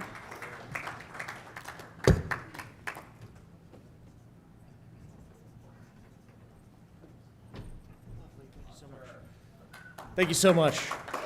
On behalf of our incredible creators, Chris Somney, Laura Somney, the amazing Matt Wilson, our colorist, editor Zach Soto, and the entire Oni Press team, sincere thanks to Baltimore Comic-Con and the Ringo Awards. This is a tremendous honor. Thank you.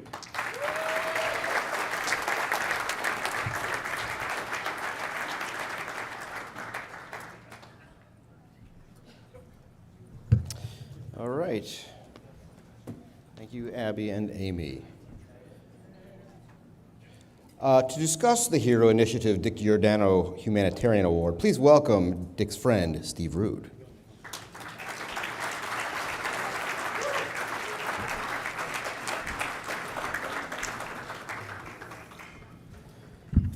Interesting show, this Baltimore convention. It seems that we have a lot of cross-generational bonding going on here. A lot of young people out of once young people. The names have changed over the years, I've noticed. Girls' names, for example. Do we have any Marys and Janes out there at all anymore? What about Caitlin's, Skylar's, or Amanda's? Do we have any of those? Any of those out there? I don't see any hands. Usually I see those. No. Okay. Well. You know, one thing you learn about public speaking is you want to try not to do any kind of prepared speeches. So, given that, do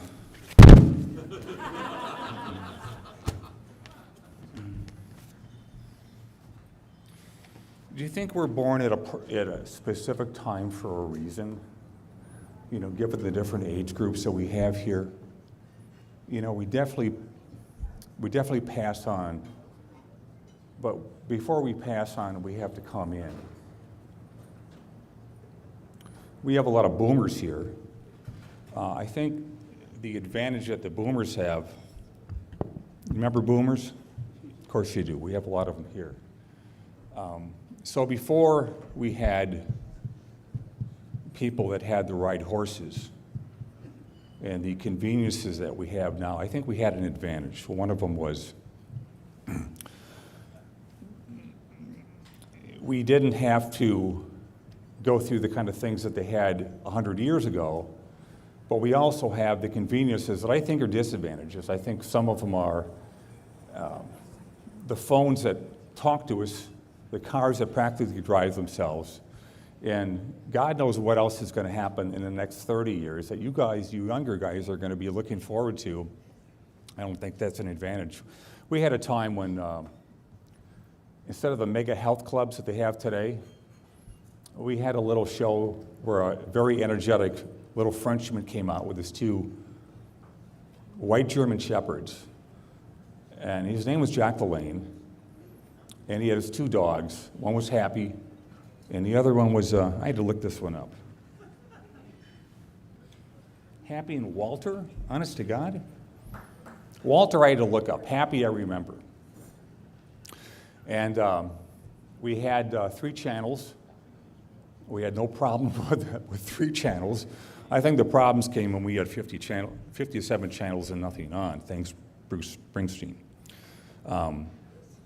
The shows we watched and the cartoons we watched, and it was all fun, and we had no trouble realizing that we didn't have color. We had them all in black and white.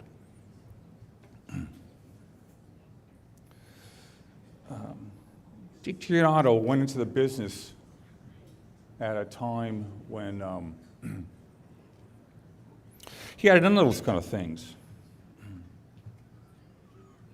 In the back of comics, there was these ads that we all saw at the time of the people of my age. They were, I knew them as the Albert Dorn schools. A lot of us knew them as the ads that said, we are looking for people that like the draw. And I came to know these as the best correspondence art schools that I ever came to know about. And the reason these were the best schools they were is because Albert Dorn made sure that the people behind the school, the hundreds of instructors that were behind the schools, were trained to make sure that the illustrators that came out of the war years that would train these illustrators to come, or of a high enough caliber that the illustrators that would emerge from those era were not going to be slacks. I knew one of those teachers, and he taught me, he was a philosopher. He was more than just somebody that taught art. He taught me about people. He taught me about the categories of people. And some of those categories were the following. The first category was the watchers. The watchers watch. Second category was the builders. We know what they do. And the third and most, I think the most stringent category that I came to know about was the destroyers. And I learned that when I was in my early 20s, and I've been thinking about it ever since. The destroyers. The builders come along and they build, and the destroyers, and they come in all guises. They come along and they take down what the builders build. Dick Giordano was a builder. You guys know destroyers in your lives? We all know some of them, don't they?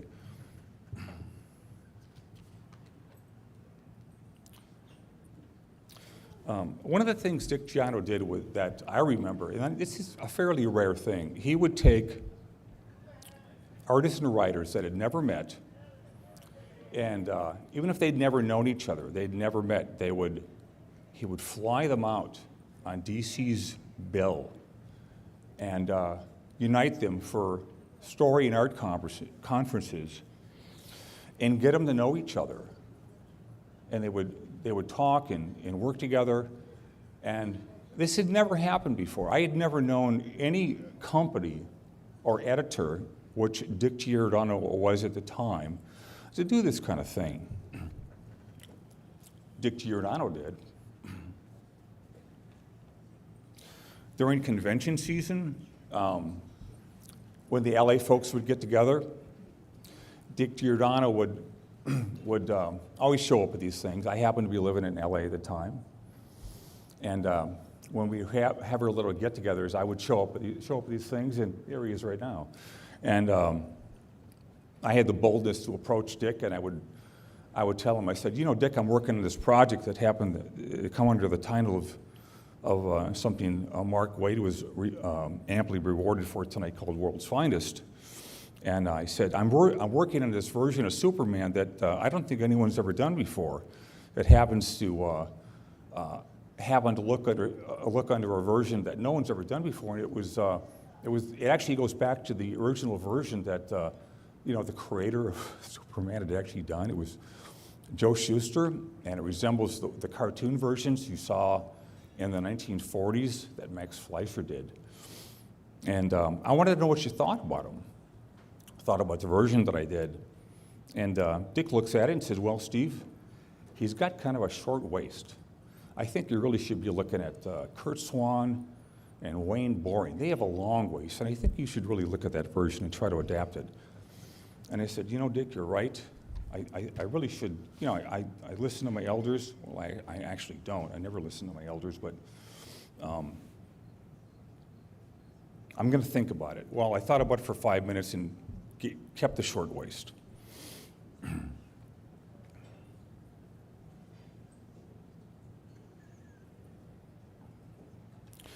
You know a true artist when somebody's always learning. Dick was always learning, and I remember calling him up one time and said, actually he called me up and he said, you know, Steve, there's this new kind of pen out. It's called pen sticks.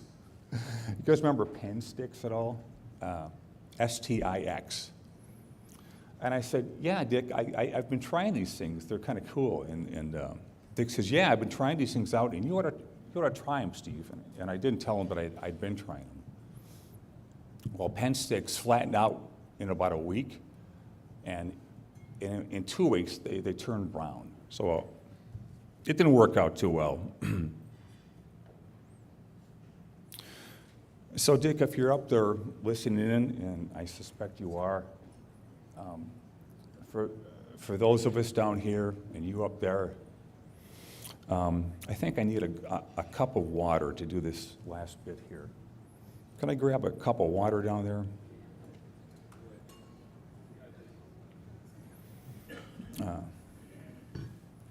So, Dick, I know you're up there somewhere. How about if we end with this? Dick, salute.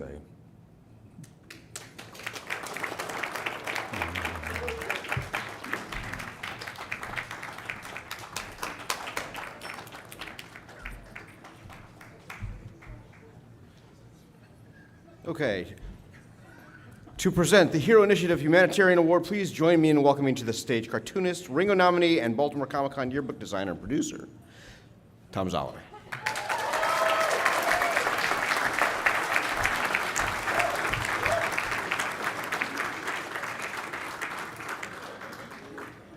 Good evening, everyone. I've been coming to these Ringo Awards since they started, mostly because I think Mark Nathan loves the opportunity to try to kill me every year. I have a seafood allergy, and yet no matter what I do, there's a crab cake on my plate. Every year. Failed again, Mark. But in those years, whenever the Dick Giordano Humanitarian Award comes up, I could never tell if the audience was supposed to know from the start who was getting it, or if it was supposed to be some sort of M. Night Shyamalan shock reveal at the end, except satisfying, where you find out who the deserving recipient is. So let me clearly make a choice for whoever takes my place after Mark Nathan finally does succeed, and say that I'd like to say a few words about Al Milgram. This recipient of this year's Dick Giordano Humanitarian Award.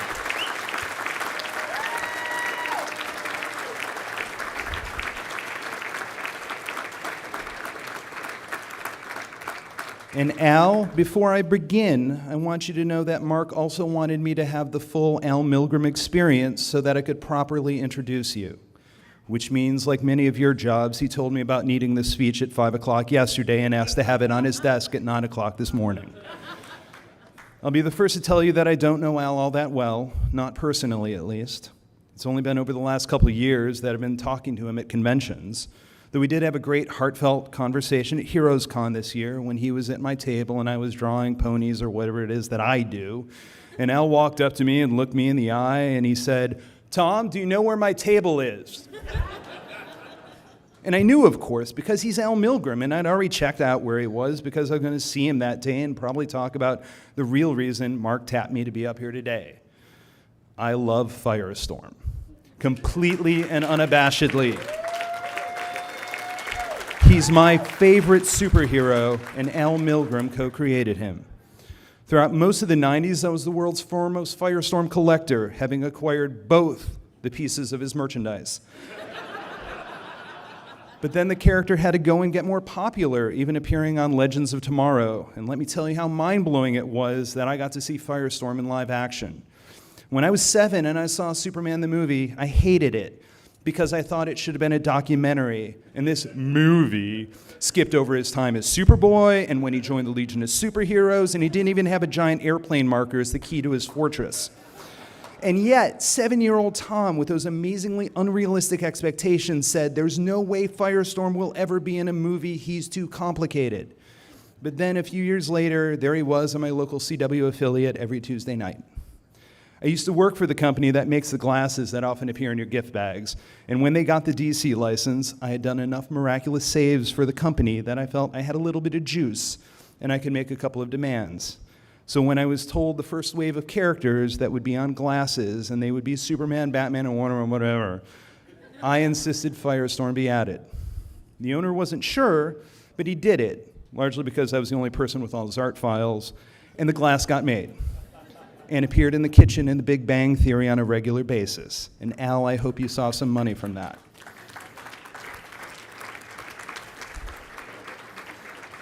I don't know if creating Firestorm was a big deal to Al. It may have just been another job, but it was a big deal to me.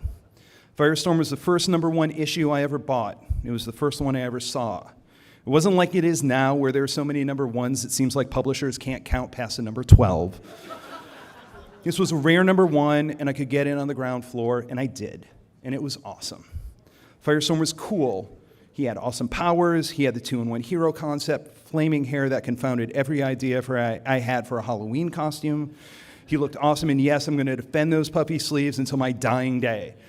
Al constructed a unique silhouette that wouldn't look like any other guys with a cape. And baby artist Tom still remembers seeing Zipatone and other effects that he'd never seen in a comic book before to represent the floating head of Martin Stein. And if you look in the back of some of those issues of Firestorm, you can find letters in the letter columns from a young Tom Zoller. But please don't look. Now, I could talk about Firestorm all day and frequently do, but let me assure you I won't. I'm done with that. But most of what I know about Al comes from his work itself. I know he brought back the Gray Hulk, laying the groundwork for Peter David's revitalization of the character. He spearheaded Marvel Fanfare, an art-forward anthology series from Marvel.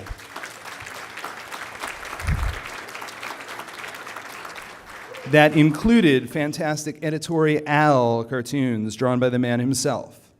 And he drew Secret Wars 2, but nobody's perfect. When I started to write this introduction, I had a general idea of what I was going to say, but I'm no fool. I also decided to do my research. I'm lucky enough to know a few of Al's contemporaries, and I reached out to them. Remarkably, every story I was told only confirmed what I had gleaned from his work. Well, except for one.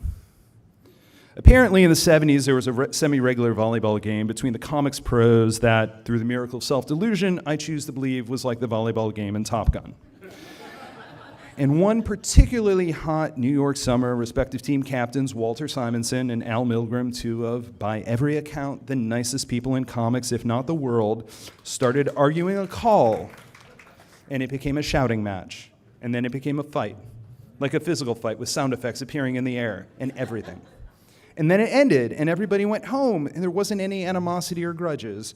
They were even professionals in their relationships.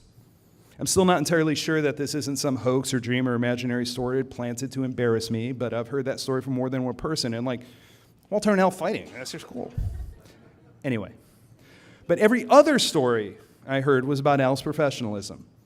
Stories like how Al maintained quite the slush pile and mentored artists. When Wheezy needed an artist, she went to Al and found that pile. They found some great art, but one with no name on it. They found another similar page with a phone number, and they called it. The samples were 2 years old, and the artist had moved out from his parents' home and gone into animation in Pittsburgh. Wheezy and Al tracked him down and offered him a job, and that is why you know the name Ron Friends, because Al kept all those submissions.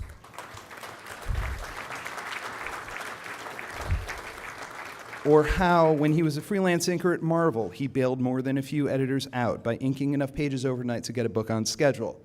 For those of you a little younger in the audience, it used to be important when a book came out on time, and never mind. When Al was done, he'd drive over to the Ramita's house in the middle of the night and leave the pages in an envelope in a screen door, kind of like comics' version of Alger Hiss, because sometimes I like proving I can reference more things than comic books and Star Trek. Walter Simonson told me that when they were starting out, there was a time when he was drawing and inking for Ferd the Gray Mouser for DC and was a little behind on it. And Al, right before a flight back to Detroit to visit his mother and his girlfriend, still stopped at Walter's apartment and helped him get enough of the book done to make the deadline. I went to the Kubert School, and I was taught by a bunch of teachers, including Joe himself. And one of the things they beat into all of us was to be a professional and hit your deadlines. That while what we are so blessed to be able to do is fun and awesome and so much better than a real job, it's still a job with responsibilities and deadlines and people depending on you. It might be the best work in the world, but it's still work. Throughout Al's career, that professionalism has shown through. I felt it reading those comics on the floor of my parents' house, and Al's contemporaries and editors saw it in action over the course of a career. Al is the best of what a comics professional can be, and this industry could damn well use a few more people like him. And Al is this year's recipient of the Dick Giordano Humanitarian Award.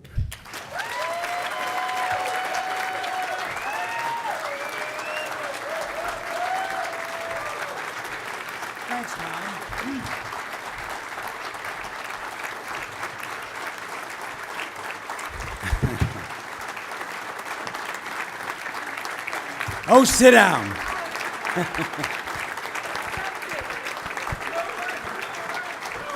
Thank you. Thank you.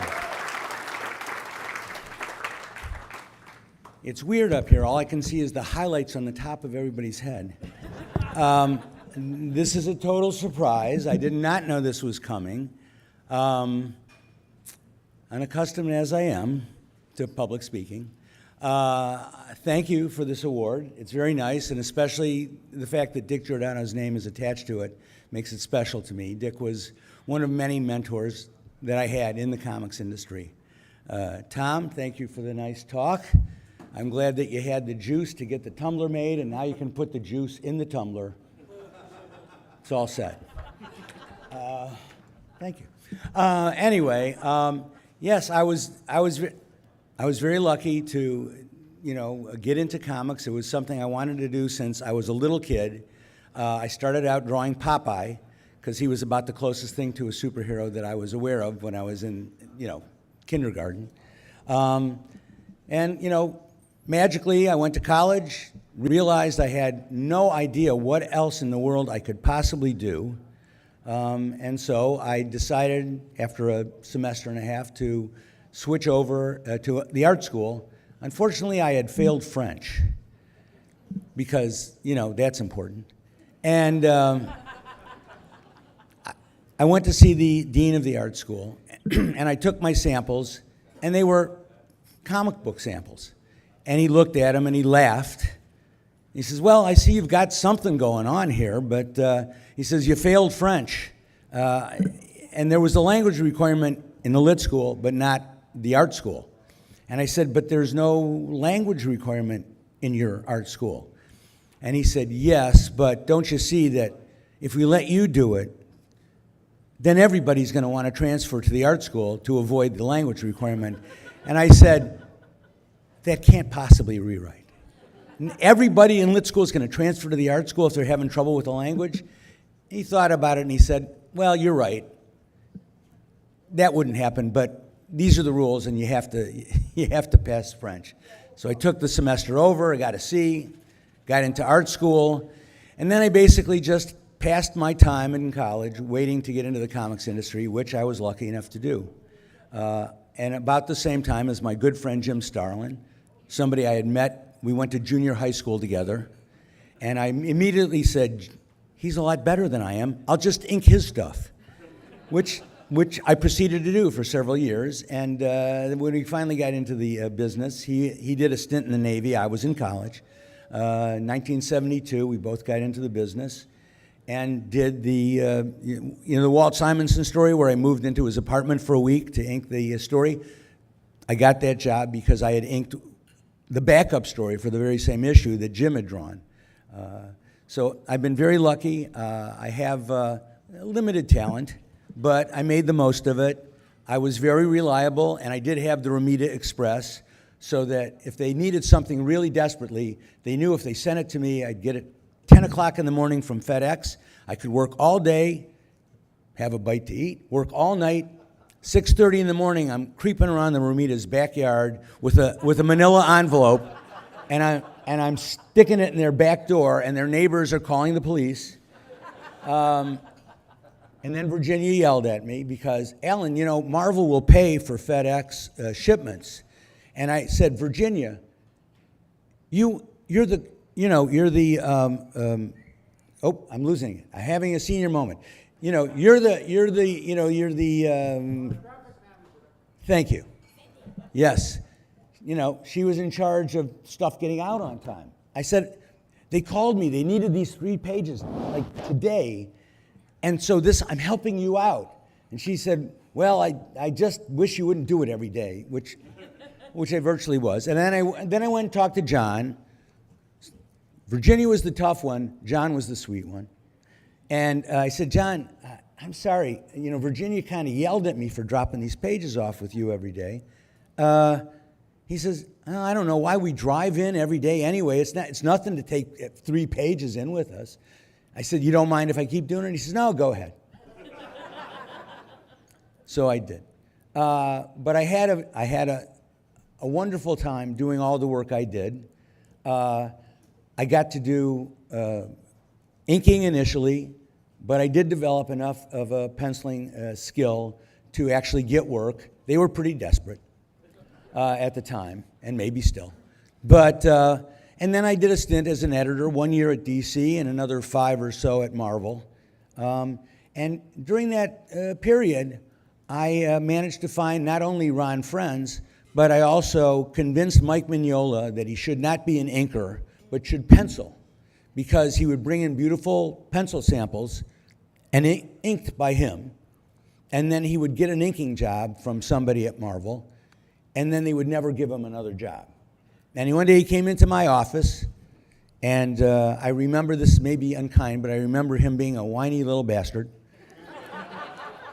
And he would say, well, I inked this job for so-and-so, and now they won't give me another job, and I inked another job for this guy, they won't give me another job. I said, well, show me the Xeroxes. And he showed them to me, and they were mediocre. And I said, you know, Mike, you didn't bring anything to it. But when you bring in your samples and you ink your own stuff, they're beautiful. So what is this? Nobody wants to be an inker.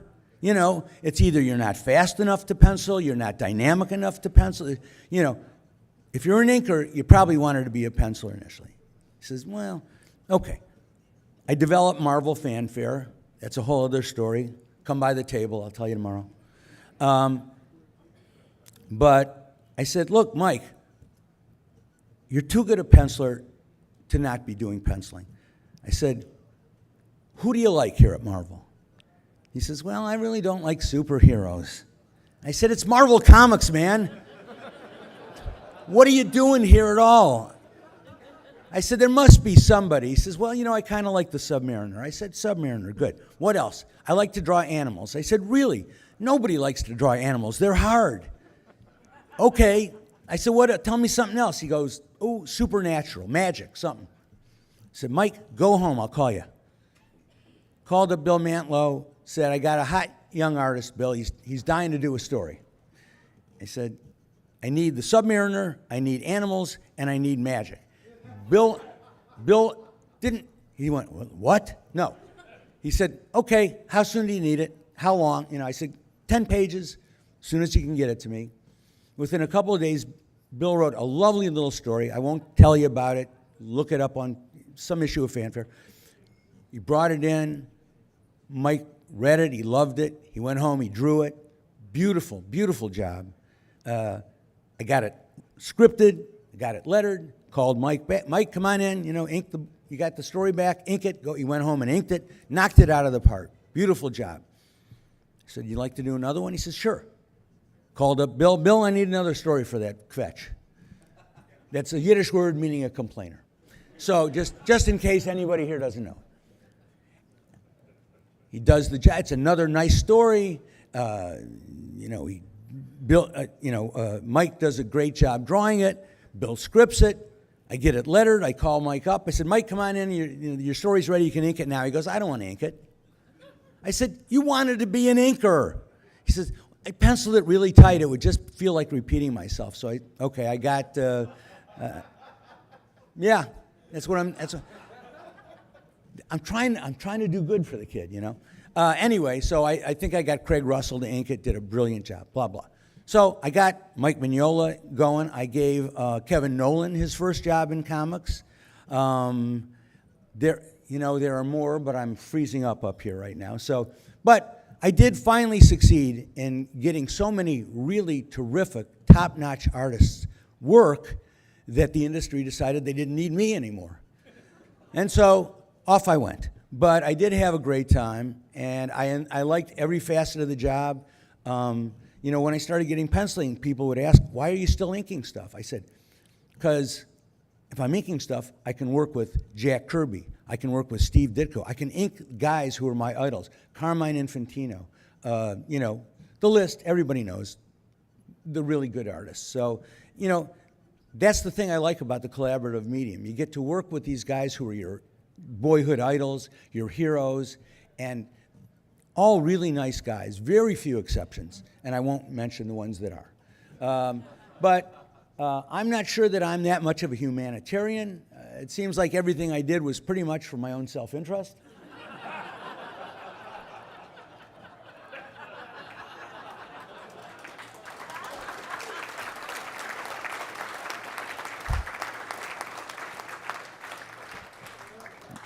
You know it's true. So anyway, but thank you very much. This is very, as I said, unexpected, very flattering, and I am always humbled by the thought that I would get something like this. And I think this is my first award, so that's nice.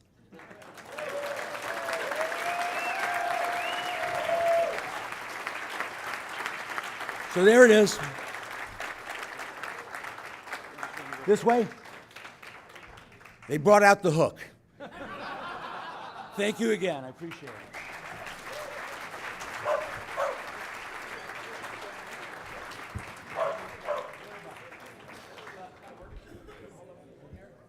Congratulations, Al. I'm glad we could have you with us tonight. And real quickly, Al, I'm going to ask you to leave your award with me. It got damaged in shipping, and part of the face came off in the heat, so we're going to have that fixed and reshipped to you. To close out the evening, please welcome our last presenters and both Ringo nominees, cartoonist Katie Cook and writer Dan Furigal.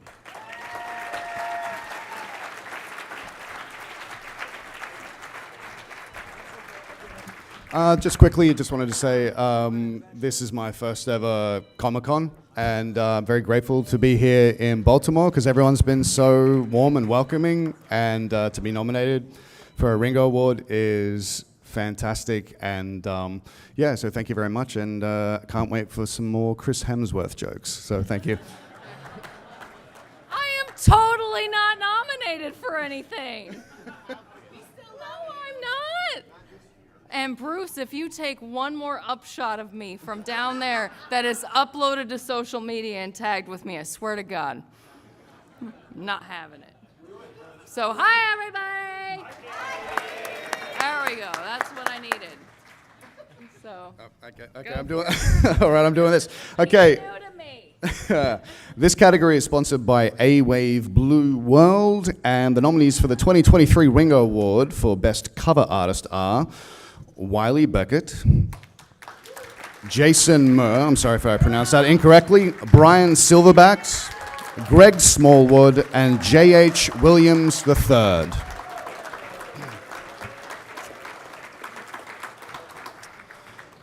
And the Ringo winner for Best Cover Artist is Greg Smallwood. And we accept this award on Greg's behalf.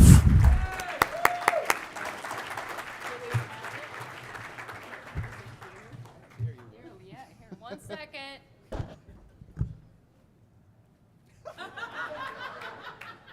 It's mine now.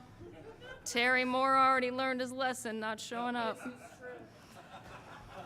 All right. Next up. This category is sponsored by Rocket Ship Entertainment. Yay! They're going to the moon. And the nominees for the 2003 Ringo Award for Best Humor Webcomic are Background Noise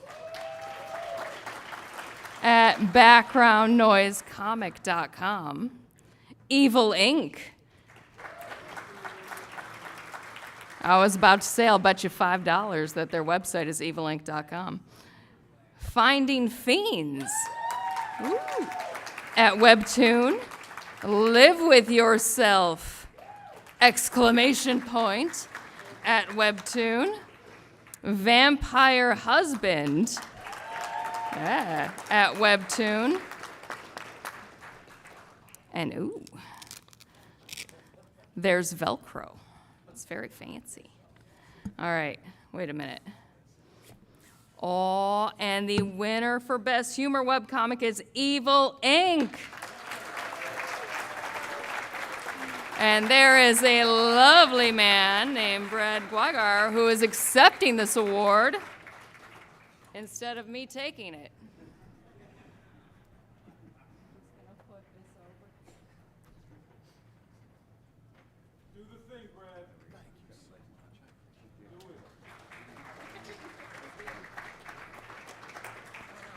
Wow.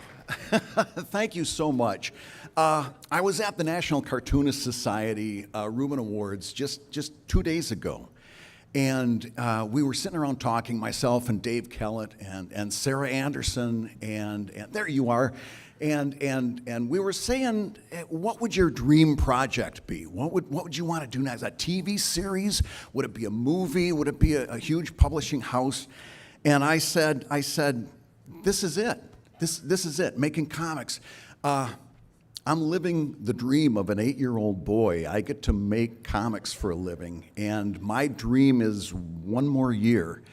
And if you would have asked me that last year, it would have been that answer, one more year. 2 years ago, one more year. You asked me that question in 5 years, it's going to be one more year. If you ask me on my deathbed, I'll say, I wish I would have bought a regular bed. But then, thank you, ladies and gentlemen. Just some of the humor I'm known for, and the reaction is about the same. But as long as I'm talking about true love, things that I love, people that I love, I want to take a moment to thank my wife, because we're going to be married 25 years in just a couple of weeks. And you were very kind to give me this award today, but 20 years ago, nobody was giving me any awards for one very simple reason. I stunk. But she didn't think so. She said, keep going. I see what you're doing. Keep going. I believe in this. Even when it meant working weekends and spending a lot of time, her friends would pull her aside and they'd say, what do you really think about all the time this guy spends on comics? And she'd look him in the eye and she'd say very sincerely, it's cheaper than therapy. That's true love, my friends. Thank you so much.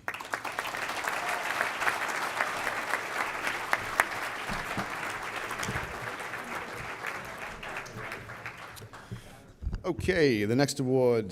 This category is sponsored by A-Wave Blue World, and the nominees for the 2023 Ringo Award for Best Original Graphic Novel are Chivalry, Dark Horse Comics,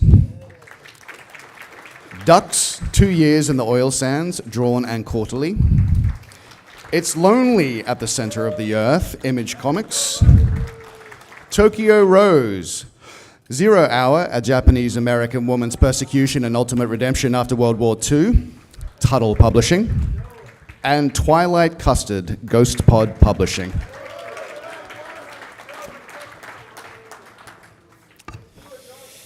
And the award goes to, for Best Original Graphic Novel, It's Lonely at the Center of the Earth, Image Comics. And we accept this award on Image's behalf. How else am I gonna get one? All right. Ooh, it's my turn again. All right. Ooh, this category, Best Presentation and Design, is sponsored by Gem City Comic-Con, who would like you to remember that Ohio is still a thing. I'm from Michigan. Let it happen. All right. Beneath an Alien Sky by Rocket Ship Entertainment. Best of EC Stories, Artisan Edition by IDW. I'm not saying publishing at the end of it. Richard Starks Parker, the Martini Edition, Last Call, IDW. And that wasn't a snub. I've just worked for them long enough. I don't need to say the extra thing. Ronan and the Endless Sea of Stars, Abrams Comics Art. And Sarah Deluxe Hardcover by TKO Studios. Ah. All right. All right, I'm gonna do it. All right.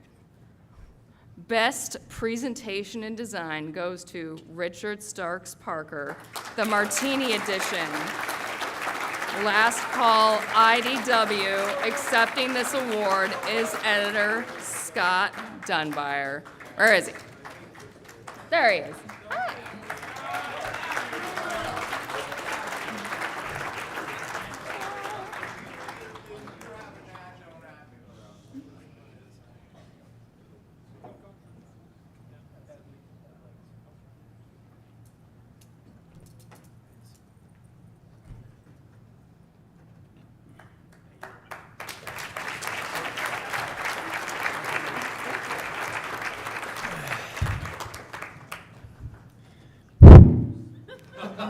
right. So this was the hardest book I ever worked on. Darwin Cook was one of my best friends, and we lost him 7 years ago. And the first Martini edition was designed by Darwin, and it was brilliant. He did such a beautiful job on it. This book, luckily, was designed by Sean Phillips, who did a fantastic job. And I always just think of what the book would have been if Darwin had been here to do it. But I tried my best to do the best I could. I had some help besides Sean, Ed Brubaker.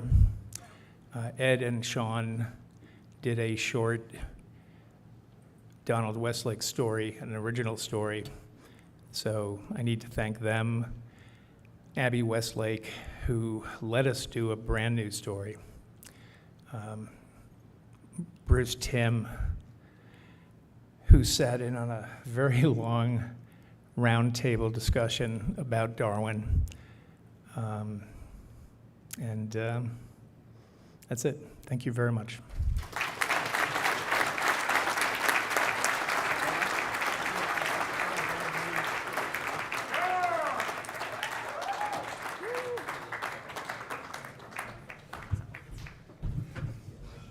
Alrighty, so this category is sponsored by Big Lick Comic Con, and the nominees for the 2023 Ringo Award for Best Artist or Penciler are Famida Azim, Kate Flynn, Molly Mendoza, Nicholas Scott, and Evan Doc Shaner.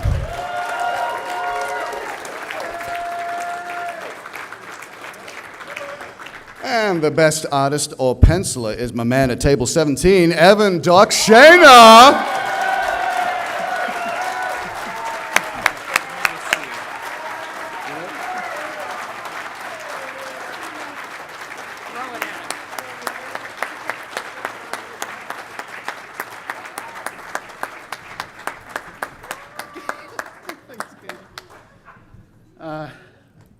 Hi, everybody. A few months ago, I was walking with my wife, and I was telling her how, a lot of these industry awards, I don't think they mean that much to me. I just like doing comics. And that morning, my friend Tom King, put your phone down, Tom. My friend Tom King texted me when I got into the office that I was nominated for this, and I had to call my wife and tell her, it turns out I care about one award very much. Just real quick, I want to talk about what Mike meant to me. Mike was one of the first artists that I really latched onto. When I saw his work, I knew that was Mike Wieringo, and ever since, I was a fan. I checked, he did a blog every Monday, Wednesday, and Friday where he'd post a pencil sketch, and he'd talk a little bit about what he was doing. So you got to know him a little bit, and like I imagine a lot of us, his death hit me very hard. Up until that point, before he passed, he was on drawingboard.org, which I think a lot of us artists were on, and I know I joined because of Mike. I wanted Mike to see my stuff, and it was not up to par at all. But I met so many people through that, and I know it's because we were all there because of Mike. But when he passed, that was when I started going to conventions, because I realized I can't go any longer without meeting some of these people. I have to start going to conventions and meeting these people and getting in part of the community. So without Mike, on so many levels, I would not be standing here. I'm so glad that Shazam is what got me nominated for this. I feel like what Josie and I did was very much in the spirit of what Mike stood for. And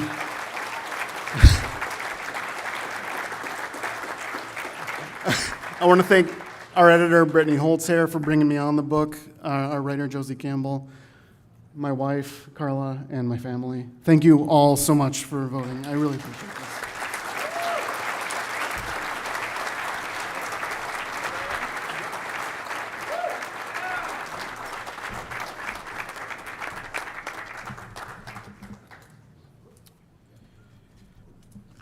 To our winners, if you would like the box the awards came in to transported, please see me after the event. Thanks to our presenters, sponsors, staff members, and publishers behind us who enable this event, not to mention the voters, fan and pro, who helped decide and promote the Ringos. And congratulations again to the nominees and to this year's winners. If you won an award but couldn't make the ceremony, please tag us when you post about it on the socials. The Ringo glasses on the tables are yours to take. Please do so. And don't forget your photo keepsake on your way out. If you want to pose with your award too, you can do that. Go check out our sponsors. Go support these publishers. Go read these books. We will see you again on September 21st, 2024. Good night, everybody.